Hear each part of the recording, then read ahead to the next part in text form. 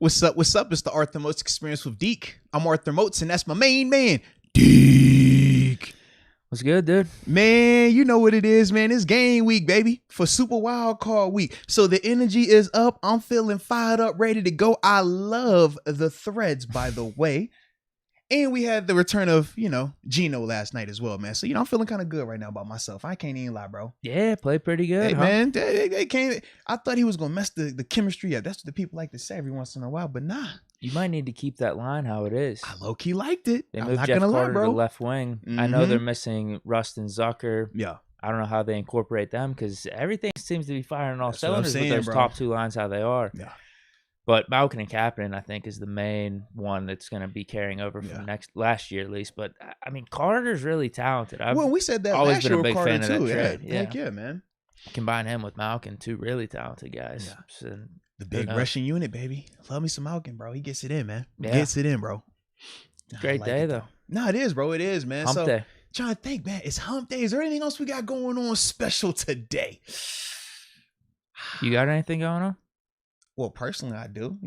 Middle girl, my middle one, she got her season debut tonight, on the court, So First game ever? First game ever, yeah, really? Man. So I'm low-key hyped, man. I've seen her in a cheering capacity before. It was kind of cool. I've never seen her in a competing athletically capacity outside of with her brother, and that can get pretty violent at times, as y'all can imagine. It's very competitive in this Moats household. But yeah, I've never actually seen her in an actual game. This is going to be her first one. She's excited. I gave her the full, talk this morning. I'm dropping off at school. I'm like, look, babe. She's like, yeah, Dad, what's up? I said, hey, look, I know you got the game. I know you excited. She said, yeah, Dad, I barely could sleep. I said, I bet. I said, so look, this is what you got to do though when you're in school today. I said, you can't, hey, when your friends come up to you, they want to play? Nah, can't do that. I got a game tonight. I said, when your teacher come over and she's like, hey, can you do this work today? Nah, I got a game tonight. And I said, if your teacher give you homework, if she give you homework, oh, you throw it on the floor, say, nah, miss, no, I got a game tonight. So when I come back to pick her up before we start the show, I'm like, all right, here we go. Let me go check on her. You know what I mean? Let me see, did she understand the assignment? So she runs to me like she always does. I'm feeling all important. Like, yeah, she kind of liked me today. And she's like, I had a good day. I said, oh, yeah? How did it go? She said, it went great. I said, did your friends ask to play? She was like, nah, they was cool. I had a game. I said, I bet. I said, how was your teacher? Was she cool? Yeah, Dad, she was cool. I said, all right. So you had a game? She's like, yeah. I said, so, what's up with this homework? She put her head down. Yeah, Dad, I kept the homework. I didn't want to get in trouble with Mom. I was like, all right, I guess. Because Mom would be a little bit more upset than Dad because, I'm pro athlete. You know what I mean? Like, hey, sports, we don't need that. I do the homework on the weekend. But wife, it's a little different. We need that balance, though. So that was the situation. But, we're going to see if she does this homework or not. I hope she don't. I hope she gets focused on this game. Because it's big time action. I don't care if it's the first. I don't care if it's 3-on-3. I don't care. We out here to win. We taking names. Okay? I'm going to give them the speech before the game. You should tell her. Kill them all. You do good enough. You don't got to worry about that homework. Hey. The teachers will take care of you down the line. You know what I mean? Hey, eventually those teachers will be calling you like, yo, you're such an inspiration. I'm glad you didn't do that work. You got a 50 on this one, but this game's for the section title tonight. You know what I'm saying? Like, you're fine. I'll give you an 80. That's all, So we'll see. But it's the first one. So, I'll give you the report tomorrow. We'll see how it goes tomorrow. I'll give you the report, man. Let's hear about it for sure. Yeah. But with that being said, though, man, let us know where you are tuning in from so we can get this check-in started. Like I said, because we got the game tonight, so I can't be late, baby. We got big-time action. And we got Terence Garvin, former Steeler, a.k.a. TG. My locker mate will be joining us at the 5 o'clock time frame to also talk about the matchup. We had some college football national championship game that I actually lost, and I'm actually... You lost? Well, because you bet I went at Bama. Yeah, I did, but I was actually okay with it. Okay. Yeah, we'll talk about that later, though. I was going to say, I'd like to hear your reasoning. Yeah, we'll talk about it later. But anywho, let us know where you are tuning in from, and we will get this going. And I see you, Tomer Sluski, El Moats. That's what they call me today. El Moatsi. Let's get it. Alrighty. Where my Latin folk at? Okay, I see you in the building. I can start us off here. We got Eric Wright. 760, San Diego. Ooh, it's beautiful out there. DeLorean Waters. What's good? Moats and Deke checking in. Toledo, Ohio, 419. Can't wait for this weekend. LFG. DeLorean Waters always tuning in. Shout out there. Frank K, just saying gang, gang. Quick question. Go ahead. LFG, right? Yeah. Now, we know what it means, and I love the meaning. But the first time I really saw it, like, use, like, lately was when Brady started doing it, right? And for me, I was just wondering, is that like a Brady thing or is it like all sports thing? I just wasn't sure. All sports. Okay, because I really had never saw that until I saw Brady start tweeting that out, bro. He does it in all caps? Yes, all caps. And then after that, it was like, oh, everybody started saying LFG. And I'm like, huh. No, that's been a thing. Okay, I'm just checking, man. He does it, though. Yeah. He's a big, I wouldn't say tree. Yeah, I guess he trash talks, huh? Yeah, he definitely does. He gets really excited. Yeah. He gets amped up. He'll say stuff like that. He'll swear. Yeah. But no, I think that's sports-wide. That's not exclusive to him. And it's just because he's on social media now. That's what, Exactly. Gotcha. Because of his competitiveness and stuff. Okay. Yeah. Because it had me concerned. I'm like, I don't want to be out here saying the less, no, LFG. And I'm like, I'm supporting that. I don't want I got my other team, you know. I don't know what y'all talking about. Only got one team. Let's go, man. Let's go. All right. We got Ted B. Going back to what we were talking about a little bit last week. Says 05 was a way better team. Yeah, like I said, that personnel was better whenever you look back on it. But just that we need wins down the stretch, gritty attitude. I think that's how we can compare a little bit. L7 Eagle, 330. Y-Town. I think he's saying Youngstown. Okay. All right, I'll take over from here. I got Scrooge Greedy showing a little love. We greatly appreciate you, by the way. He says he's tuning in from the 918 Steeler Nation. Let's stand up and beat Kansas City. You better believe it, big dog. You better believe it. We got John V tuning in from Gainesville, Florida. Can't forget Shoot the Rock. Smoking that Chiefs pack from the 563 Dubuque, Iowa. I think I said that right. I don't remember. But we got Devin Likeness from South Dakota, not to be confused with North Dakota. All right. And then Jose Macias. I've never seen y'all live. I'm excited, from Mexico City. Hey, Viva Mexico. Viva Mexico. And then we got Wendy Johnson, the 562 Long Beach, California, and 43 Dren. I hope he ain't saying he got 43 children. That would be pretty funny, though. 956 Edinburgh, Texas. What's on your end, though? Well, I got a few more here. We got Mike Matizich, 201 Bergenville, New Jersey, soon to be Hazlitt, New Jersey. Okay. Relocation then. We got a moving day coming up. I like it. Let's get these Chiefs and scalp them with steel. Holy hell. I might drop that line tonight before my daughter takes the court. Holy Let's go scalp them with skill to steal tonight. Let's go. Like that. She's in my class. I don't care. All right. That's harsh. That is. I like that. That is harsh. Preston Howard, usual shout out from Homewood. He says, appreciate y'all. Deke and Moats. Shoot the Rock. I think you already mentioned him. He says, let's go Pens, though. Hey, let's go Pens. I'm with it, bro. And I got one more here. Zan, tuning in from 804 Richmond, Virginia. Yeah. We're going to make it a lot closer than people expect. Hashtag silence the haters. Hashtag here we go. And we can't forget the homie Herman Mercado, live from the 650, baby. I see ya. I see ya. Oh, 1, 2, 3, 4, 5, 6, 7 times you put it in there, baby. I got you. We with you. Let's ride, though. Let's ride. I got some super chats I could read. Oh, yeah, let's rock them, man. James After that, we get this first topic rolling. Says, went to the Chargers-Steelers game, and wifey and I just decided to take a trip to KC for the game. Nice. Just purchased our tickets. Y'all going? I like it. Well, I personally am not going. Like I said, my daughter got basketball, so I can't be traveling right now. I know. Dad life. I got to roll with it. So I won't be out there. I don't know. You pulling up, man? I was thinking about it a little bit. Bro, it's playoffs. It's 7. Last ride. Make it happen. Maybe it could change the narrative to coming back soon.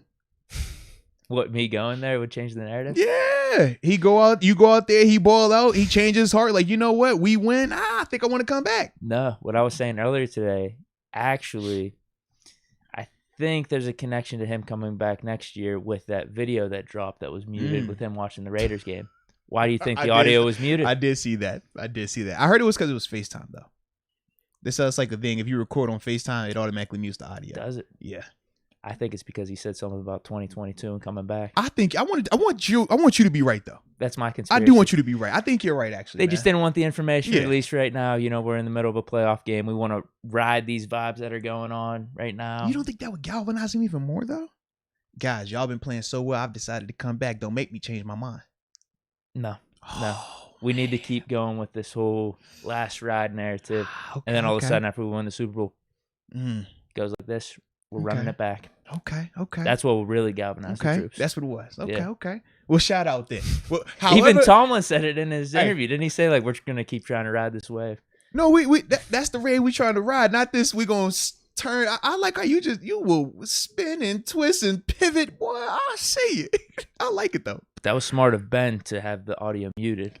It's not muted, though. You can't. Yeah, you just can't record audio on FaceTime. Like, from my experiences, and I actually like that feature for not me, but like for my colleagues that are out here, who take a little bit more chances with what they do on camera and not.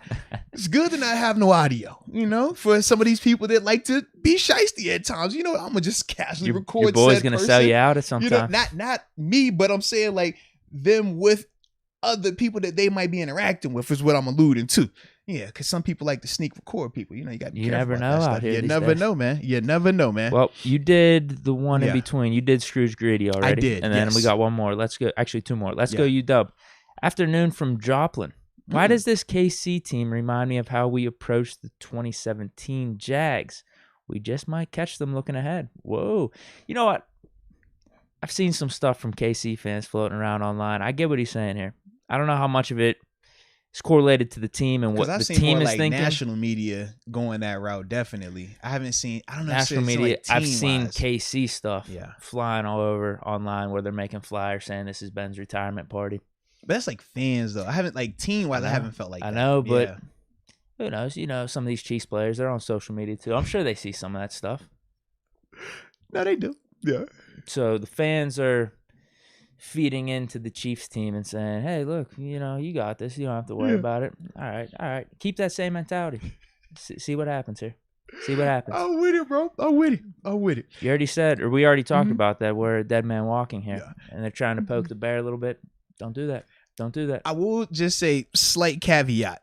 Big difference between 17 Steelers versus Jags and this Chiefs versus Steelers team. The bye week. The bye week had a large factor in that because we did come out flat. We weren't as hard and as sharp as a team that had just played in the wild card. That also played a factor. Whereas with the Chiefs, we don't have that luxury for them to kind of have that extra week to really sit around and feel extra confident. Like, yo, we chilling, man. We going to the next round anyways. That part I do think is slightly different. Just throwing it out there, but I hope I'm wrong. That's fair. Yeah. They haven't been playing like that amazing the last two games after we saw them. I mean, they almost lost to the Broncos and then they lost to the Bengals. Now, the Bengals was a little bit of a shootout and stuff, but their defense was getting carved up. Jamar Chase, that was his 260-yard game or whatever the hell it was. That was ridiculous. I was watching that back again today. I'm like, geez, Jamar different, bro. Special receiver, man. Russell Rodriguez, El Moats, and Big Deke. Hola, ¿qué pasa, mi amigo? Or ¿qué pasó, mi amigo? Deke, nice to meet you at the Doo-Doo Browns. 503 Salem, Oregon. Oh, no doubt, bro. Yes, indeed. Yes, indeed. Met quite a few people at the Browns game. That was fun. Bro, you should low-key pull up to that Chiefs game, though, bro. I kind of want to. Some of my friends were talking about it. Yeah. But it's probably a little too late in the game right now. Tickets were what? They said they get cheaper. Around 300. They said those they are plane tickets. They get plane tickets are the opposite. Plane tickets go up. Yeah, you're right. And then the seats, I actually did check yesterday. The bad seats are up in like the 130s. Okay. How far of a drive is it? Ooh, at least 12 or 13, I think. Oh, barf. You don't want to do that, bro. Man, you should just go out that thing, though, bro. It'd be fun, for sure. Oh. It's not something I'm completely dismissing. The chances are really low, especially now. I mean, you just got to find they were maybe at 1% higher 2 days ago. We're going to find you a buddy. Somebody's going to be going watch. They be like, yo, Deke, I've seen a few people go. I mean, John's going, Steeler gang. Okay. I think Vince is going. I saw him post on social media. Okay. So there's going to be people down there for sure that we would know just from tailgates and stuff. I just don't think I'm making it this time. I could dig it. Hi. Sunday night back in the Berg. I got to hold it down from back in the Berg. I can respect We got a victory show to be recording the next day. Victory Monday. You effing right. Yeah, let's go. Mike A. Tuning in from DFW 214. Good afternoon, Deke. Okay. And El Cinco. Uh-oh. El Cinco. I like that one instead of Ocho Cinco. Cinco. Let's get it. That's a good one. I low-key like El Cinco. And the alpha is Max Starks. What's he talking about there? When we were talking about the fraternities, the frat brothers and stuff. Yeah, that's okay. That makes sense. Then I was like, I know you met Starks. Yeah, man, we hosted the painting thing. Like, was that last month? Oh, okay. Yeah, we was doing the women's night painting. It was like a painting with the twist type concept. Yeah, bro. I guess I could talk about it anywho. Bro, I didn't realize this, right? When I was painting at the event, I thought I had got away clean. I had some brand new cargo joggers, and I was so hyped to wear them that night. They look fly in the picture. I felt great. Came home, wife was like, yo, baby, you look like, you know what I'm saying? Like, I look like that guy. I felt confident. So, I was like, man, we had a date night. It was like a week ago. I'm like, man, let me spin the block. Let me go back to these pants. Right. Bro, when I got them, I got paint on these and I had no clue. Oh, on the side. Yeah, it's like on the backs. I wouldn't have noticed it until I had to like get them and then press them. And I'm like, oh, What'd you do? Sit on a painting? Bro, I don't know what I did. I have zero clue. But it's not in my car. It's no paint. I was like, let me go check the car. So I'm like, yo, is it paint on my car? Like in my seat? Like what? Nothing. You can become like Baron Bash. It's crazy, bro. I don't know where this paint came from, but it's and it's like, it's like black. I was like, oh, what the heck? Hurt my heart, bro. Oh, it was just black paint? Yeah, but it was like a strip like this long, like on the side of it. Yeah. I don't know how anyone did not notice that. That's the thing I'm trying to figure out. Maybe these people had too much wine that night. Maybe it's like the look though. Yeah. Just a black stripe down some cargo joggers. It's like off-white, small off-white joggers. That's what I mean. You could become a designer or something. We'll see that. You ever see Baron Batch's clothes? I have not, no. Oh, because he's a big painter now in Pittsburgh. I mean, his clothes are just filled with paint, actually. I mean, he almost purposely does it. Yeah, I've seen guys that do that. And I do like how it looks, but I just feel like it's exclusive to like their look because they're painters. That's all. Well, you tried. You're right. You don't want to keep doing it? Tried. You know what? You might be onto something here. You might be onto something. But You're let's more keep of a this chef, going. right? Let's keep. I am, but we'll keep this going though. Up and coming golfer too. Yeah. But I do have a special place in my heart for art. That's my thing. My daughter loves it. I'm with it, bro. Farron Bradford. Let's blitz Patty Melt and man up on the back end. Patty Melt. What's that from? I don't know. They call my man everything. Patty Melt. Patty Melt. All right. Okay. Man up on the back end. Let's bust they head till the white meat show. Ooh, we getting aggressive. People are getting violent in the chat today. Steeler gang, let's ride, my boy. Let's go. Yeah. Well, it's going to need to be that type of hostile energy from us. And that's the type of energy that I like today. All right, let's go. What we got? Come on. We're going to get these supers out. We'll go to 25.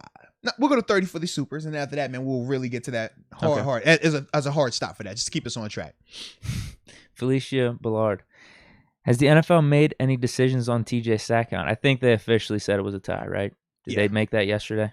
From what I had saw, yes. But I could be a little delayed or late in terms of seeing anything that might have came out today. Damn shame. The Truth says, Moats, did you see the slander article that was written about Ben retired? Sent it in the Messenger? Pisses me off. I have not seen that just yet, but is there I'm assuming new article about Ben retiring? Yeah, I don't know if there's a new article out. Yeah, and I'll have to check the message. Who's it on? He's going to have to say something here. Yeah, let us know the truth. Who is it on? Yeah. Ravens veteran shares his true feelings on Ben retiring. That's 2 days ago. Or on Ben Roethlisberger. It's probably Suggs or Ray Lewis, probably. But who would write it? They wouldn't write a slander article. They would just have comments, but we would expect that, though, right? End of Ben, a timeline of retirement talk. Yeah. Guess first, these are all from late December. So I don't know. He's gonna have to post in the chat. Who was that? The Truth? The Truth. He said it's in my Messenger. I'm gonna have to check that. Yeah. Full chance. Slander I'm bad article. with the messages. I'm bad. I'm working on it. I'm getting better. I'm improving myself. But I be getting caught up in the moments, man. Sandy 949. We love you, Moats. We love you. Fan of the Steelers and fan of Moats. No, man. Major love for Sandy, man. Absolutely, man. Sandy, she's holding it down. She out on the West Coast, man. Major love. Chris Taylor, this is some Madden talk. He says, Deke, what upgrades do you think we're getting for the playoff promo in Madden? Hopefully Deontay, maybe Joe Hayden. Uh-oh. I think they are going to drop 2 cards. Yeah. They did it last year. They snubbed us so bad on the Team of the Week drops yesterday. It's egregious. So they delayed them from December to January because they did a whole Christmas zero chill promo. And the week that they stopped them on was the week that we played the Vikings. Well, okay. So I'm like, man, sucks we're not going to get a team of the week this one because Witherspoon definitely should with the 2 interceptions. I would agree. We need corners really bad on the Steelers team too.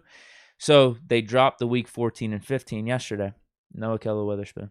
I'm beyond pissed. So he would be a good one for the playoff promo. Ahkello Witherspoon. Because they do one defense and one offense. It's a shame we didn't get it in team of the week, and then maybe we could have got a Joe Hayden for the playoff promo and like double dip, get 2 good corners instead of just one. So I'm saying Witherspoon on defense. Maybe a Terrell Edmonds on defense too. They might do that. Usually his cards are pretty good in Madden. On offense, we got a Ben card. We're loaded at receiver. We're actually loaded on offense. I'd want probably a Pat Freiermuth card. Okay. Because we need a second tight end. Who's your first tight end? You got Heath, right? We got a good Ebron card. We got like a 95 overall Ebron. It's fast. Yeah. And we got Franco Harris, too, at fullback. We could actually, like, slot into the backup tight end role. Okay. Almost like an H-back, yeah. So, yeah, I want Pat on offense and Witherspoon on defense. Or just any cornerback between Witherspoon and Hayden. But Witherspoon would be probably doper because he's got a better frame. Like, a little taller, lankier. No, I agree, That'd be better for Madden. Yeah. I like it. So those are the 2. Man, they better stop holding you back then, man. Let you be great one time. It's a damn shame. It really is. Hating on the bull. John Cooper. Right. I'm driving 19 hours from northern New York to go to the game, Deke. I might need a hitchhike. No, seriously, man. Northern New York, all right. Yeah. What part? I wonder what part of New York he's in, though, because I know northern western part of New York. I'm very familiar with that area. Are you northern eastern part? You know, either way, he picked the right team by being a Steeler fan. Shout out. And he's a diehard, driving 19 hours. No, bro. That's legit, bro. Maybe it's a little vacation for him, though. And safe hopefully travels that's not too, man. straight. Stay safe out there on the road, man. That'd be terrible. Make that like a 3-day trip. Yeah, bro. That's a drive. 5-6 hours a day. Stop at a hotel, get some Buffalo Wild Wings, and go to sleep. That's a great place to eat, actually. I like Buffalo Wild Wings. What? You said it. I was just agreeing with you. I can't agree with you about Buffalo Wild Wings. Like B-Dubs is good. Yeah, I love Buffalo Wild Wings. They're tasty. It B-Dubs. Oh, I'm more of a formal guy. Just, you know, it's kind of like Henry Mondeau versus Mondo. You know what I mean? I'm a Mondeau guy now. I'm a Buffalo Wild Wings guy. They have good food. Kelsey Profio. Did you guys see Nick Wright saying they playing the Steelers is better than a bye week for the Chiefs? See, this is maybe the disrespect they were talking about. That's what I've seen, and this is egregious. I've been talking. He's a Chiefs fan, though. I know that. But national media, they have been saying that it's essentially a bye week, a pseudo bye week for the Chiefs. This is, you know, they said better than a bye because they get to at least stay sharp a little bit, but they don't have to really work hard for this game. Like, I was like, man, y'all just trying these dudes. Like, it's nuts, man. Nuts. Yeah, bro. But shoot, man, I feel bad for those people. I'm gonna go ahead and pull this thing up because, you know, we're gonna keep rolling right onto this thing, man. Okay, yeah, we got a few more. This next one is right there. Black Lavender says, "Face it, Deke. The Steelers theme team blows this year. Madden has not dropped an adequate amount of cards for the Steelers team, but we can't slander Madden this year because of the recent news about him passing away. So you do have to give him a little bit of a grace period." If I say Madden, though, I'm not talking John Madden. I'm talking about the video but you got to give his grace period. I have been trying to say EA more. Go EA because it's his namesake, bro. Go EA. I know. Yeah. And it's a damn shame that the developers and people running EA right now Thank you. and Madden are doing this to the poor man. Yes. It sucks because they're putting out shitty products and they're slandering the Steelers theme team. Yes. The greatest franchise in football history. I would agree with that. Yes. Whatever. Yeah, he's right, but that just goes to show my grittiness and toughness on the virtual gridiron. I mean, you're clutch like 7, battling. bro. I'm you're still like battling. 7. Like, we probably are, like, if you do tier rankings and stuff, because YouTubers will do tier rankings, but also I think the official Madden Ultimate Team, like Twitter, does tier rankings, and I don't think they have us in, like, the top 15 or top 20. So I'm not only potentially in the bottom 15 or 20 there, but I'm battling God squads. Yeah. It's different to even just be rolling with a theme team, but then to be like a bottom 15 or 20 theme team against God squads. Put you in a competitive disadvantage, what some people might like to call gritty, that. bro. I'm gritty. I get things done. I have some clutch moments. Sometimes I suck, but it is what it is. Sometimes I suck, but I'm right, though.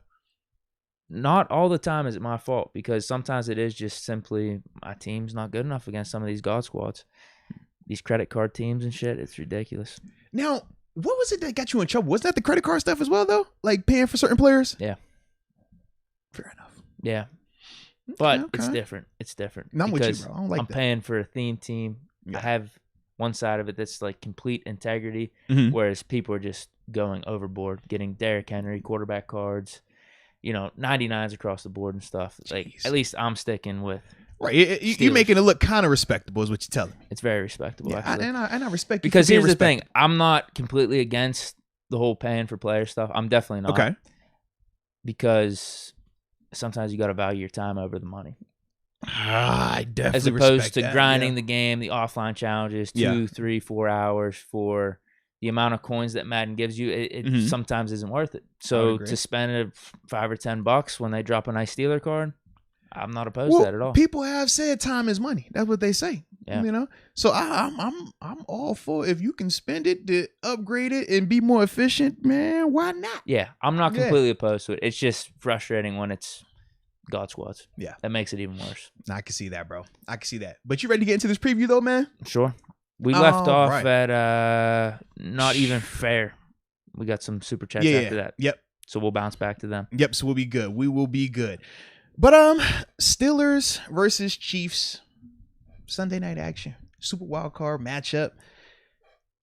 As we always do, we started out with our 3 things that we like. Yeah. So in the chat, let us know 3 things that you like about this Chiefs team, and we'll give our 3 things. But you got just 3 positives right now, no negatives, just the 3 things that you like about this team. All right, you want to go first on this one, or you want me to go first, man? Well, first one's obvious. I think we both agree on this one. Mahomes. I had him in all caps, actually. He's pretty good. Somebody say he's all right. He's pretty good. Yeah. Great arm. Young stud. Super Bowl champion already. Clutch. Yeah, he's good. Anything else? Am I missing something? Because you said Super Bowl champ, I didn't know he was going to throw some MVPs, some personal accolades. I say no, he was going that route. That stuff's cute. I don't need to go into that. Okay. No, this is the playoffs now. That's regular season stuff. Oh, okay. All right, just checking. Yeah, I agree though. Were you finished with Mahomes? He's a little mobile too. We could throw that in there. A little sneak. All right. Anything else? No, that's it. He's good, dude. Sounds tight. Listen, I ain't know the energy today, man. It's playoff. It's Super Wild Card weekend. I just say no. We haven't had a show where we're live on a Super Wild Card weekend. We've never done that before. So I was tiptoeing. I ain't know. They say don't just dive in. Maybe it's shallow, or maybe it's a bottomless pit. I just had to put my toe in, check it out. You bringing that up reminds me of last year's wild card previews and stuff. Yeah, and how people are bringing up the Chiefs fans or the media, ripping on the Steelers here, thinking this is like a gimme for the Chiefs. I remember. Mm-hmm. We definitely did that, or at least I know I did last year against the Browns, because when we lost in week 17, we were like, oh, this is the best result because it was with Mason. We were missing some guys. Now we get to play them at home in the wild card. With our guys. They're the weakest squad. Yeah. I still feel that way. I mean, we gave it to them off that snap. And they had the COVID stuff too, bro. That was the nuts part. They didn't even have Stefanski. They said Stefanski was watching the game on a delay. They were missing a bunch of guys on their O-line. Man. Yeah. I mean, I feel, gave them that game. Now, they did play more physical than us at points. Like, our defense was looking sloppy. But at the same, we had too many turnovers. Obviously, the snap right off the bat. We saw in the second half, I thought we were playing a lot better and we were gaining control, but it was just too little too late. Yeah. Still feel that way, but that just goes to show any given Sunday, you can't disrespect your opponent like that. Yeah. So I was a little disrespectful last year, I think. Just slightly. Rightfully so. It's the Browns. Slightly. I mean, come on. Just slightly, bro. But what I'll say is this, man. Excuse me. What I like about them obviously starts with Mahomes, man. I'm with you. Elite level player. He has the it factor, like we like to talk about it, the clutch gene. Doesn't matter when it is in the game. It doesn't matter the score. As long as he's out there, he is definitely in the game. I mean, we've seen him dating back how many years now, where the year when they won the Super Bowl, they were trailing by 2 to 3 scores every single game en route to winning the Super Bowl. Like, it's just different with him. Trailing in the Super Bowl. Yeah, absolutely trailing in the Super Bowl. He can make every single throw. He almost can, because he's not athletic to the extent that it forces you to play certain coverages, but he's athletic enough that if you turn your back on him, he can scoot. He could run and get a 20-yard gain. We've seen him do that and take care of himself to not get the hit. He's one of those deceptively fast guys. Like, you don't think he's blazing or anything like that, but he picks up his yardage and gets out when he needs to. But I also like his just his control of the situation as well. like some of the things that we talk about with Seven that we've seen from him historically and things that we might have complained about not seeing enough of this year in terms of him being able to check every single thing at the line of scrimmage.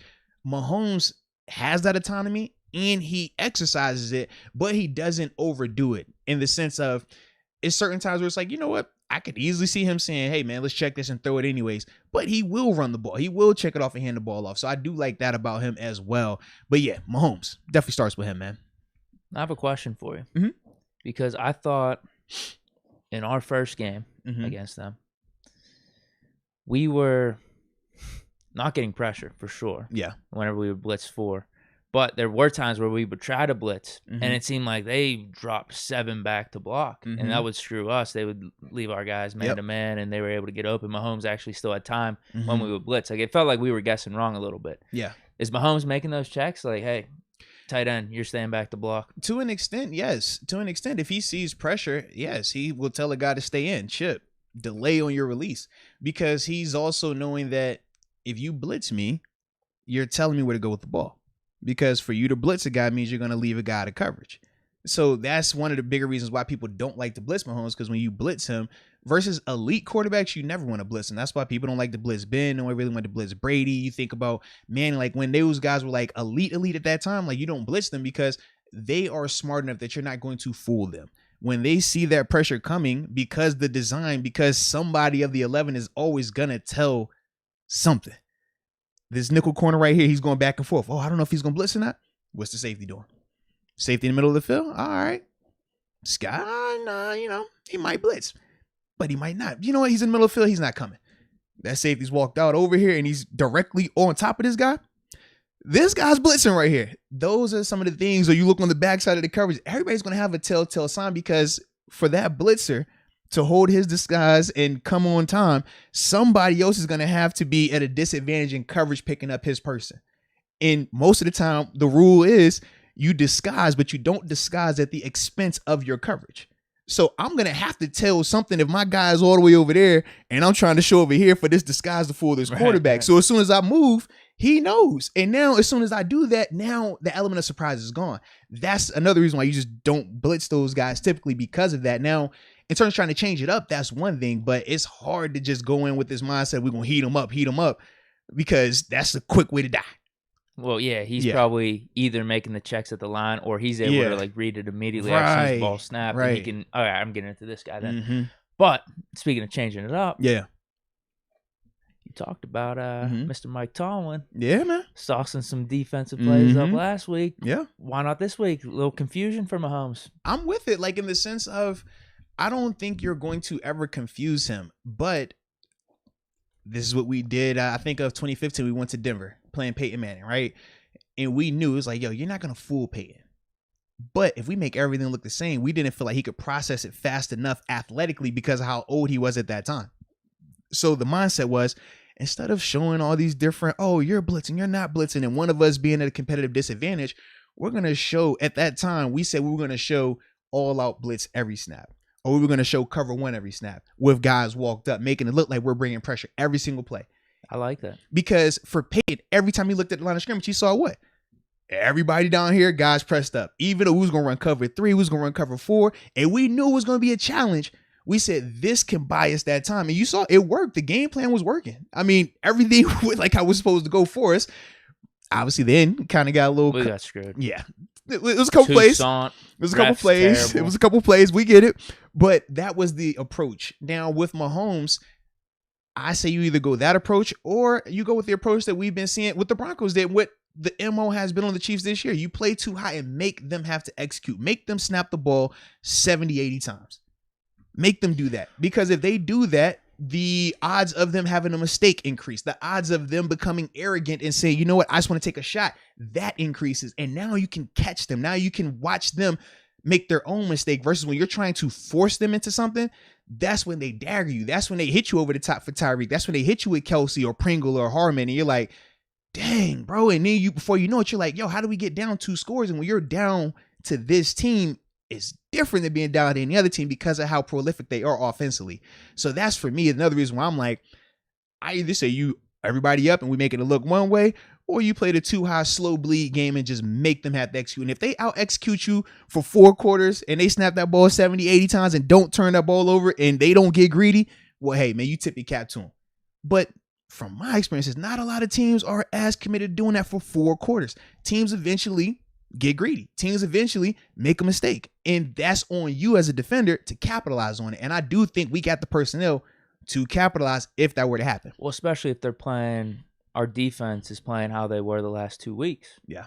Obviously, we didn't really look that good against the Chiefs the first time, but we really didn't get anything going on defense that first time against the Chiefs. Like, no pressure, no mistakes. Dudes were running wide open. Mahomes was able to like pick us apart. Yeah. I feel like, maybe we can. Maybe we can this time, like you said. And the thing that you mentioned in last podcast was Devin Bush simply making that tackle on Mark Andrews too. Like, we would have to keep playing like we have been these past 2 weeks. And the reason I say that is because we have been tackling good. We have been making stops. Whereas, like, there's been points with our defense throughout the season. We've just been getting carved. It's like simple plays are going for like 10, 15 yards at a time. But if we could almost... What'd you say? Did you say like a slow bleed in a way? Yes, a slow bleed, We're like, okay, you pick up 3 yards here, 3 yards there, then it's 3rd and 3. All right, if you get it, it's just a new series. Yeah. You got to keep on executing. Absolutely. I like that. And we can, and it also, if you're talking about our offense as well, man, if we can implement those type of things in terms of the keep away elements, you keep them off the field also. Because the Bengals were able to do that keep them off the field. Second half of their game against the Chiefs. Like, they were able to get them in third and long situations. Sometimes even 3rd and short, and they were able to make some stops. Yeah, all it takes is 1 or 2 stops here or there. And now, hey, keep this ball for another 4 minutes. You're killing the quarters. I mean, how many games have we sat in at times and we're like, bro, we feel like we're not out here. We feel like we haven't got a chance. You know, like, that's how you can attack a team like this, man. And how you can take away one of the things that they do great, which is put their offense out there on that field, man. What do you got for 2? All right. Now, man, I could have sworn you were starting this thing out, but I like how you flipped it back on, man. I'll go 2. It's all good, man, because you started out with Mahomes, and I said I agree in all caps on my side, you know? I'll go 2. Yeah. This is another easy one. Top-end talent on offense. But, oh, yes, sir. Yes, sir. Here's the interesting thing, though. Tyreek Hill has an injury. The Hill. Yeah. I mean, it's Tyreek Hill with the Hill, but yeah, he has the Hill. He's been dealing with, from the warm-ups last game, they said. Yeah, which is really random, but he was limited. I don't know how he's going to be in this game. Yeah. But that's what I mean. This one has a little bit of a caveat because obviously you have Tyreek Hill and Travis Kelce. But he practiced today, though. Did he? Yeah, I want to say official? Yeah, he practiced today, and they didn't even have. I don't think they had him listed because he's not listed as oh, did they have the questionable injury report drop yet? Yeah, I think it did. Because before we came on, there was nothing. Yeah, because I think I just saw it. Yeah. Full. Yeah. Yeah, I was gonna say that's what I thought it was. Full. Yeah, a bunch of their studs are full. Snead, Matthew, Kelsey, Willie Gay, Orlando Brown. Edwards-Helaire might come back. They got him listed as limited. That. Yeah, Darrell Williams is limited too. Yeah. I don't know if it matters though with how we've been doing against running backs. To be honest with you, like they could have Gore back there. Who knows? Because you saw what Gore did against us. He did. I mean, shoot, you saw what Helaire did for us the first time. He looked like he was a daggone power running back. I was like, yo, what's happening here? Yeah, we are legitimately last in the league in rush defense. Yeah, I didn't know that. I thought it was like bottom 3, bottom 5. We are literally dead last. 32nd in like a couple stats. It's terrible. It's kind of like terrible. It's kind of like we flipped. It's like last year, Mr. Rooney said we're not going to be dead last in running the ball, and now we're not dead last running the ball. Now we're just dead last stopping the run. So if Mr. Rooney comes out this offseason and gives us another, we're going to get this. We're not going to be dead last run defense. Now we'll be good to go. So we're almost there, man.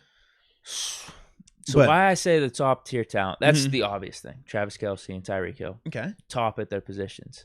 But I also actually want to give some credit to their second guys that maybe I shit on a little bit the first time we played them. Because they stepped up in our game, Pringle and Hardman. They did. Pringle was our biggest problem. We stopped Hill. Yeah. Hill had what, 2 catches, 2 targets for like 19 yards. It was right at the beginning of the game. And as they were getting him the ball that consistently, it was like 2 in a row. I'm like, oh no. But then, they didn't go to him after that because I guess they saw the mismatches with Pringle and Hardman. But what I will say is this, though. Him being out there, it was impacting the game. I showed a couple of the plays with like how Mink would have to account for him. That's the only thing with him being out there. He was still forcing. Yeah.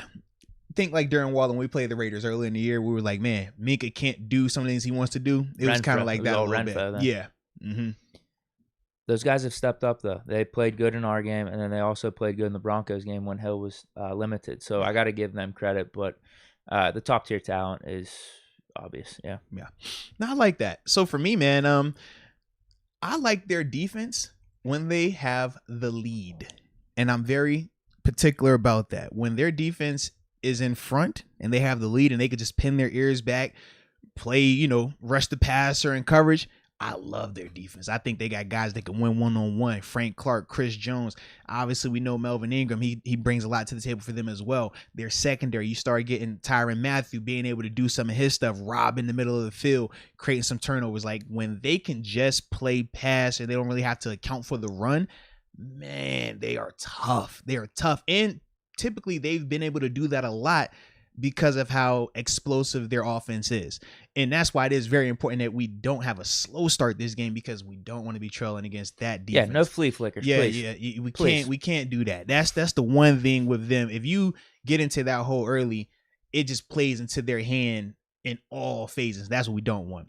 But for me, man, I definitely like their defense when they're with the lead, because that is when they're at their best. When they're trailing or it's close and they got to be honest and play run and pass, that defense is not as explosive. That defense doesn't create the same amount of turnovers. Now, they do a good job of splash, but it's just different when you're watching them with the lead versus without the lead.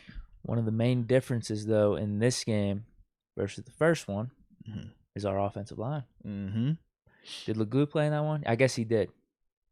That would have been his first one. We still had Green out there. I was going to say. He was the X factor. Now Hassenauer. They're saying Green's good to go, but Tomlin spoke very highly of JC in his press conference. So we cannot be messing around with this. We cannot be messing around with this. JC is the starter. You think it's that set in stone? Yeah, it has to be. It has to be. God, I hope you're right. I don't know if we could look Tomlin in the eye if JC's the starter. Or if JC's not the starter. I'm sorry. Would you be surprised? Would I be shocked? I guess I can't say I would be shocked. I'd be mad. I would be mad as well, but I would not be surprised, because a little bit, a tad surprised. A tad surprised. Just because this is the playoffs, man. We can't be messing around here. We have seen how this goes, bro. We've seen this. But if we have this new line combination, now Dan Moore's full. Mm-hmm. How we feel about him and Haig, we talked about that a little bit last podcast. But the JC Leglue combination that's has been good for our running game, and we couldn't really get that going in the first half of the Chiefs. Randomly, we were able to get it in the second half. That's probably because they're playing more prevent. Mm-hmm. But that could benefit us greatly in this one in terms of starting to set up something balanced on offense, get Najee going, and keep the defense, as you were saying, off balanced. No, I would agree, man. That would be really helpful, because I think we all know that's the key. We got to have a balanced offense. For a fact, man. Let's run, keep the ball out of Mahomes' hands, and play some good defense. It's pretty much that simple.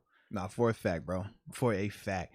All right, what's your last thing you got for him, man, that you like? And then after that, we'll read off some of these in the chat that I see. Okay. I'll just stick with it. You're right. Their defense is pretty nice. Opportunistic. Mm-hmm. I'm just going to stick with Reed, though. Reed's a really good coach. Oh, you better believe it. Yeah. Because I said him last time. Absolutely. Ain't nothing changed. Yeah, nothing's changed. He's a really good coach. Yeah. He's been in these moments. You can't discount experience. He's got a lot of it. He's won the Super Bowl, too. So, definitely that weight is off his back, too. Yeah. Oh, man, could Reed win the big game or not? Yeah, he's an awesome coach. So you got to give him credit for that. And just to have the Chiefs with how they started too. What was it, 4-4 at one point, and everyone's thinking the sky's falling for them. No. To get them back to the 2 seed, they had a chance for the 1 seed. They strung together a really good season, actually. No, I agree with you on that, man. And he was actually, I had a slash. Okay. I was like Andy Reid / overall team confidence. Man, you talk about that beginning of the season for them, like you just mentioned. They were either 500 or maybe a game below 500 at one point this season. And to see them rally off, 8 of the last 9 games they won. Yeah, and it hasn't been easy. I mean, they faced some quality opponents, but at the same time, they've had some easier games as well. But the one thing is, they continue to show up. They've shown a lot more consistency and just, like I said, overall confidence that they believe they can do it, regardless of the opponent, regardless of the situation, regardless of how much time is on the clock. They just believe. very similar to what we talked about last week when we said, no, that late fourth quarter overtime time frame, we just looked like a team that believed, whereas Baltimore, they didn't like they had that same type of confidence. The Chiefs, they play with that same type of confidence that we were referring to, and that is something that I think, is a really good asset for them. All right, we ready to read some of these off in the chat? Yeah, we got spend a minute or two, going through these real quick. Keep us on clock. Yeah, we have 4:45. I like it. Had to scroll up a little bit. We was talking a little bit longer right there. They gave us the 3 things and added more. All right. People are talking about benching Harvin. I've seen that. He didn't play bad enough to do that. But he didn't play better than Corliss Waitman. That's the issue. That is true. You just said stakes are high. Based off body of work. Now, it did seem like work. No, I was gonna say Waitman has 2 games. Okay. Yeah, his 2 games are better than Harvin's 14, 15 games. Correct. Year. Definitely. Tomlin did make it seem like there's a punter competition going on this week for the game. I heard it. I don't know if I believe it though. Like I said, man, if they do it, I respect the heck out of Waitman was the one that punted in this game too. Yeah, that was the first game for him. One. Yeah, he did really well, man. Like I said, I would just be surprised just knowing the facts. Not just his dad passed away, but his grandmother passed away recently as well. I'm just like, man, I don't know how y'all, I don't know the temperature on these type of topics. So that's why I be on. I feel like Waitman would have played last week then if that was the case. No, but that was Harvin's first game back, and his grandmother passed that weekend as well. That's what I'm saying. No, that's what I mean. I mean, if they were gonna bench Harvin, I think last week would have been a good opportunity because he was already not out there. But he was not out there because of his father passing. That's what I mean. I think it would have just been easier just to stick with Waitman and say, "Hey, Harvin, we're just gonna let you sit out rest of the season." See, I think that's hard though. If you gave the guy time away because his father passed, you said yes, you can go spend that time away. Now he comes back and he's like, "Hey, I'm good," and you're like, "Oh no, we're good. Stay away." You can't do that, bro. I think it'd be worse though if he came back this game and then you bench him for the next one, right?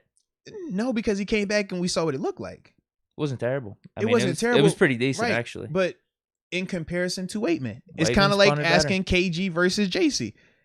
KG, all right, at times you've not looked terrible, but has him not looking terrible exceeded JC looking good at times? Because I do think that's a different in terms of how we're speaking on, these two guys. One, we're saying, well, you didn't look terrible, whereas the other guy, we said look good. But we're saying because you didn't look terrible, you should still get it. I'm not saying that. I'm not opposed to putting Waitman in, but it just feels like they're probably going to stick with Harvin. But would you have an issue with that? Because you would have an issue if they stuck with Kendrick Green this week. He punted better last week. Harvin did. So would you have an issue with it knowing that it's a punter that punted better on the team right now? It's just tough because Waitman has some inexperience. Both of them got inexperience. This Harvin first year. He ain't look too experienced. Listen, dude. I do think the whole center debate is a little bit more critical. I mean, it's hard to say because every position is critical. I get that. But Green versus JC and how much that needs to change or needed to change and finally did, I think was a little bit worse than the punting situation. A little bit worse. Just because Harvin did have some good moments. It's just that he had a really bad stretch of like 2 or 3 games. And it ended on the bad stretch. It ended on the bad stretch. Yeah. That's the part where Green, I think, has been so my question to you is this: the whole time. The game when he left was that Bengals game? I think it was, or no, it was Titans game when he had his father was at the game and he obviously had the bad punting performance. Yeah. If he punts like that on Sunday night, and that is one of the biggest reasons why we lose, would you bring that up? Or would you be like, oh, you know what, man? I can understand, man. He had a decent punting performance that last game. Let him roll with it, knowing that Waitman was on the sideline. I would bring it up. We would bring it up for sure. Well, that's why for me, I'm like, if we would do that after the fact, that's why for me, I'm just like, man, I would much rather make the switch beforehand. If we already know this is how it would feel, if we already know we got a guy on the roster right now that we've seen punt in these past couple weeks as well, you'd feel better about if Waitman's out there and is shanking him. Like, let's say worst case scenario. Have we seen Waitman shank? No, we haven't. I'm just saying. That's my thing right now. Let's say worst case scenario happens on both sides. Which one are you good with? I'm good with Waitman shanking because I haven't seen him do it. Okay. Whereas with Harvin, it's kind of like if we saw Deontay drop the ball versus if we see, I don't know, I'm trying because all of our series have had drops at times. Okay, Deontay dropping a pass versus Najee dropping a pass. Like, if Najee dropped, we're like, all right, man, that's the first time we ever seen that. I don't know. I ain't tripping. Najee's probably had better hands than Deontay this year. So my point exactly. So if Najee dropped the ball, you're going to be like, what? I give him a benefit of the doubt. I haven't seen a lot of drops. He'll be fine.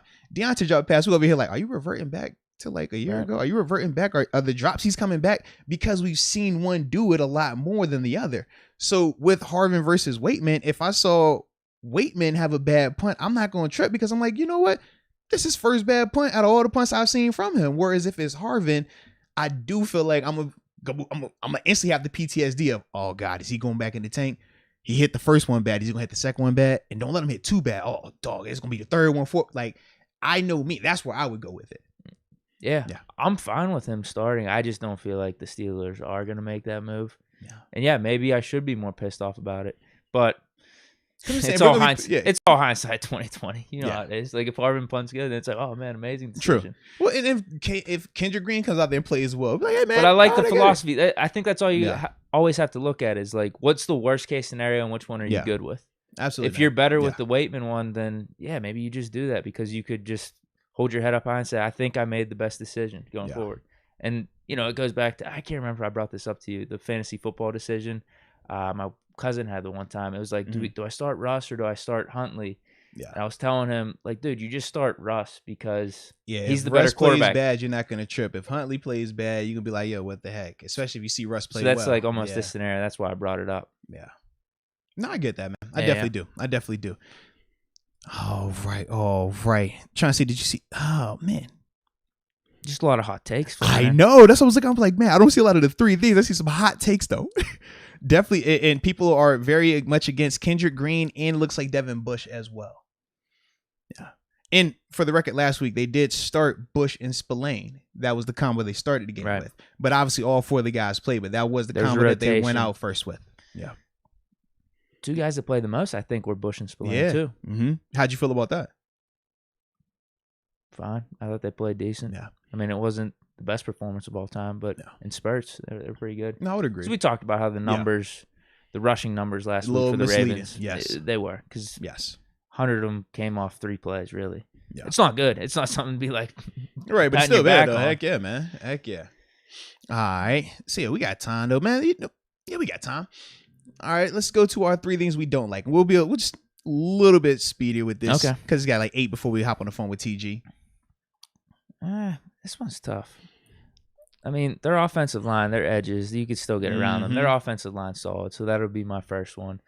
They have good names, like Orlando Brown's really good, but their guy on the right side, what the hell's his name? He's a guard, bro. Andrew Wiley? Yeah. Mm-hmm. He's getting subpar gradings and stuff, and just so happens we have TJ Watt on that side, so that's something we should definitely be able to take advantage of. And you see teams being able to do it too throughout the season. Like they're getting pressure on Mahomes. Sometimes he's just able to get the ball out quick enough though. Yeah. Well, I had O-line as my first thing as well, but I do agree, man. That right tackle, he's the guy that I have circled. He's the one that gives up the most pressure to me. But Mahomes just has a really good feel for the pocket. That's why the sack numbers aren't crazy, nor the pressure numbers. He just has a natural feel of being able to slide away, step up, sometimes not reverse out the back door, but he'll bubble out as well over top of the pressure. He just has a good job. And like you said, man, sometimes he just gets rid of it fast. Like they do a lot to help those guys and protect those guys, especially that right tackle guy, man. Okay. Second one. See, I like their defense. I'm not like that opposed to it. See, I got the defense up here for my second one. I ain't even gonna lie. Do I want to single someone out? Sorensen? That's part of the reason why I got the defense up here, bro. I just ain't want to name drop them, but you know how I feel. Their secondary's good. Their corners are nice. Tyrann Mathieu. First to pass, when they can play with that lead, man, I'm with you, bro. Their rush defense actually isn't like that amazing. No. Which is good for us. So I'll say that. They got, average to below average rush defense. The problem is if teams get down, you can't be rushing the ball that much. Yeah. So we have to just have this nice steady balance. We got to be in the game, keep the ball in Mahomes' hands. So yeah, I'll say rush defense for them. Yeah, for me, I had defense when not leading. Because remember, I had defense when leading because I like their defense a lot when they have the lead. Like, they can be tough. We're on the same page. But when they don't have the lead, I don't like that defense at all when they don't have the lead. Like you said, you can run the ball on them. I think that their secondary is a little bit more susceptible when they don't have the lead as well, because they can't get as exotic. They can't have the honey badger doing some of that stuff that he does around the line of scrimmage. Yes, big time difference when they don't have the lead. And when they don't have the lead, that defense, yeah, I ain't really a fan of it like that, man. All right, what's your third thing though, baby? This one doesn't have anything to do with the team. But the fans, the Chiefs fans' cockiness that I'm seeing online. I don't like that. I really don't. Don't be making retirement flyers for Big Ben when we're about to face your team right now. We're Talk about to about beat it. you guys. Talk about it. That's what I don't like. Well, it's not a good attitude going into a game like this, especially when you're facing off against a Super Bowl champion. So not only quarterback, but also coach. It's funny you said that. I just put down arrogance. Yeah. Now, it's funny you said that in terms of talking about like the media perspective, the fan perspective. I just look at them sometimes and I'm like, I know in the second half of the season, they've operated with a lot less arrogance, but man, it's times where as much as we like to praise Mahomes, we've talked about early in the season where he will do some wacky stuff in terms of just taking some chances just because he feels like he's that much better than everyone else. So he feels like he can make every throw out there. And let's be real, a lot of times he does make those throws. But when he doesn't, it gets bad. Or when you can catch him in one of those moments and take advantage of it, that to me is another way where I do think that we could have some success. But you got to capitalize on it. When he's doing this stuff where he's rolling out extending plays and you throwing it in the middle of the field, that's arrogance. That's a cardinal sin as it pertains to quarterback play. As a defender, we love those opportunities typically.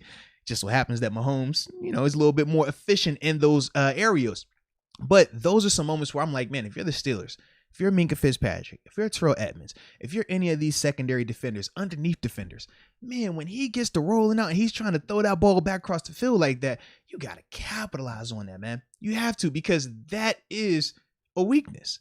That is arrogance. That is him believing that, even though this guy's right here and everything about football says to never do that right there, he does do that. And he does it at a good clip, man. But like I said, he's very successful while doing it, so you got to capitalize on it. But that is something that stands out to me, man. We got like 3 minutes. We do, man. What's your cornerback combination this week? Ooh.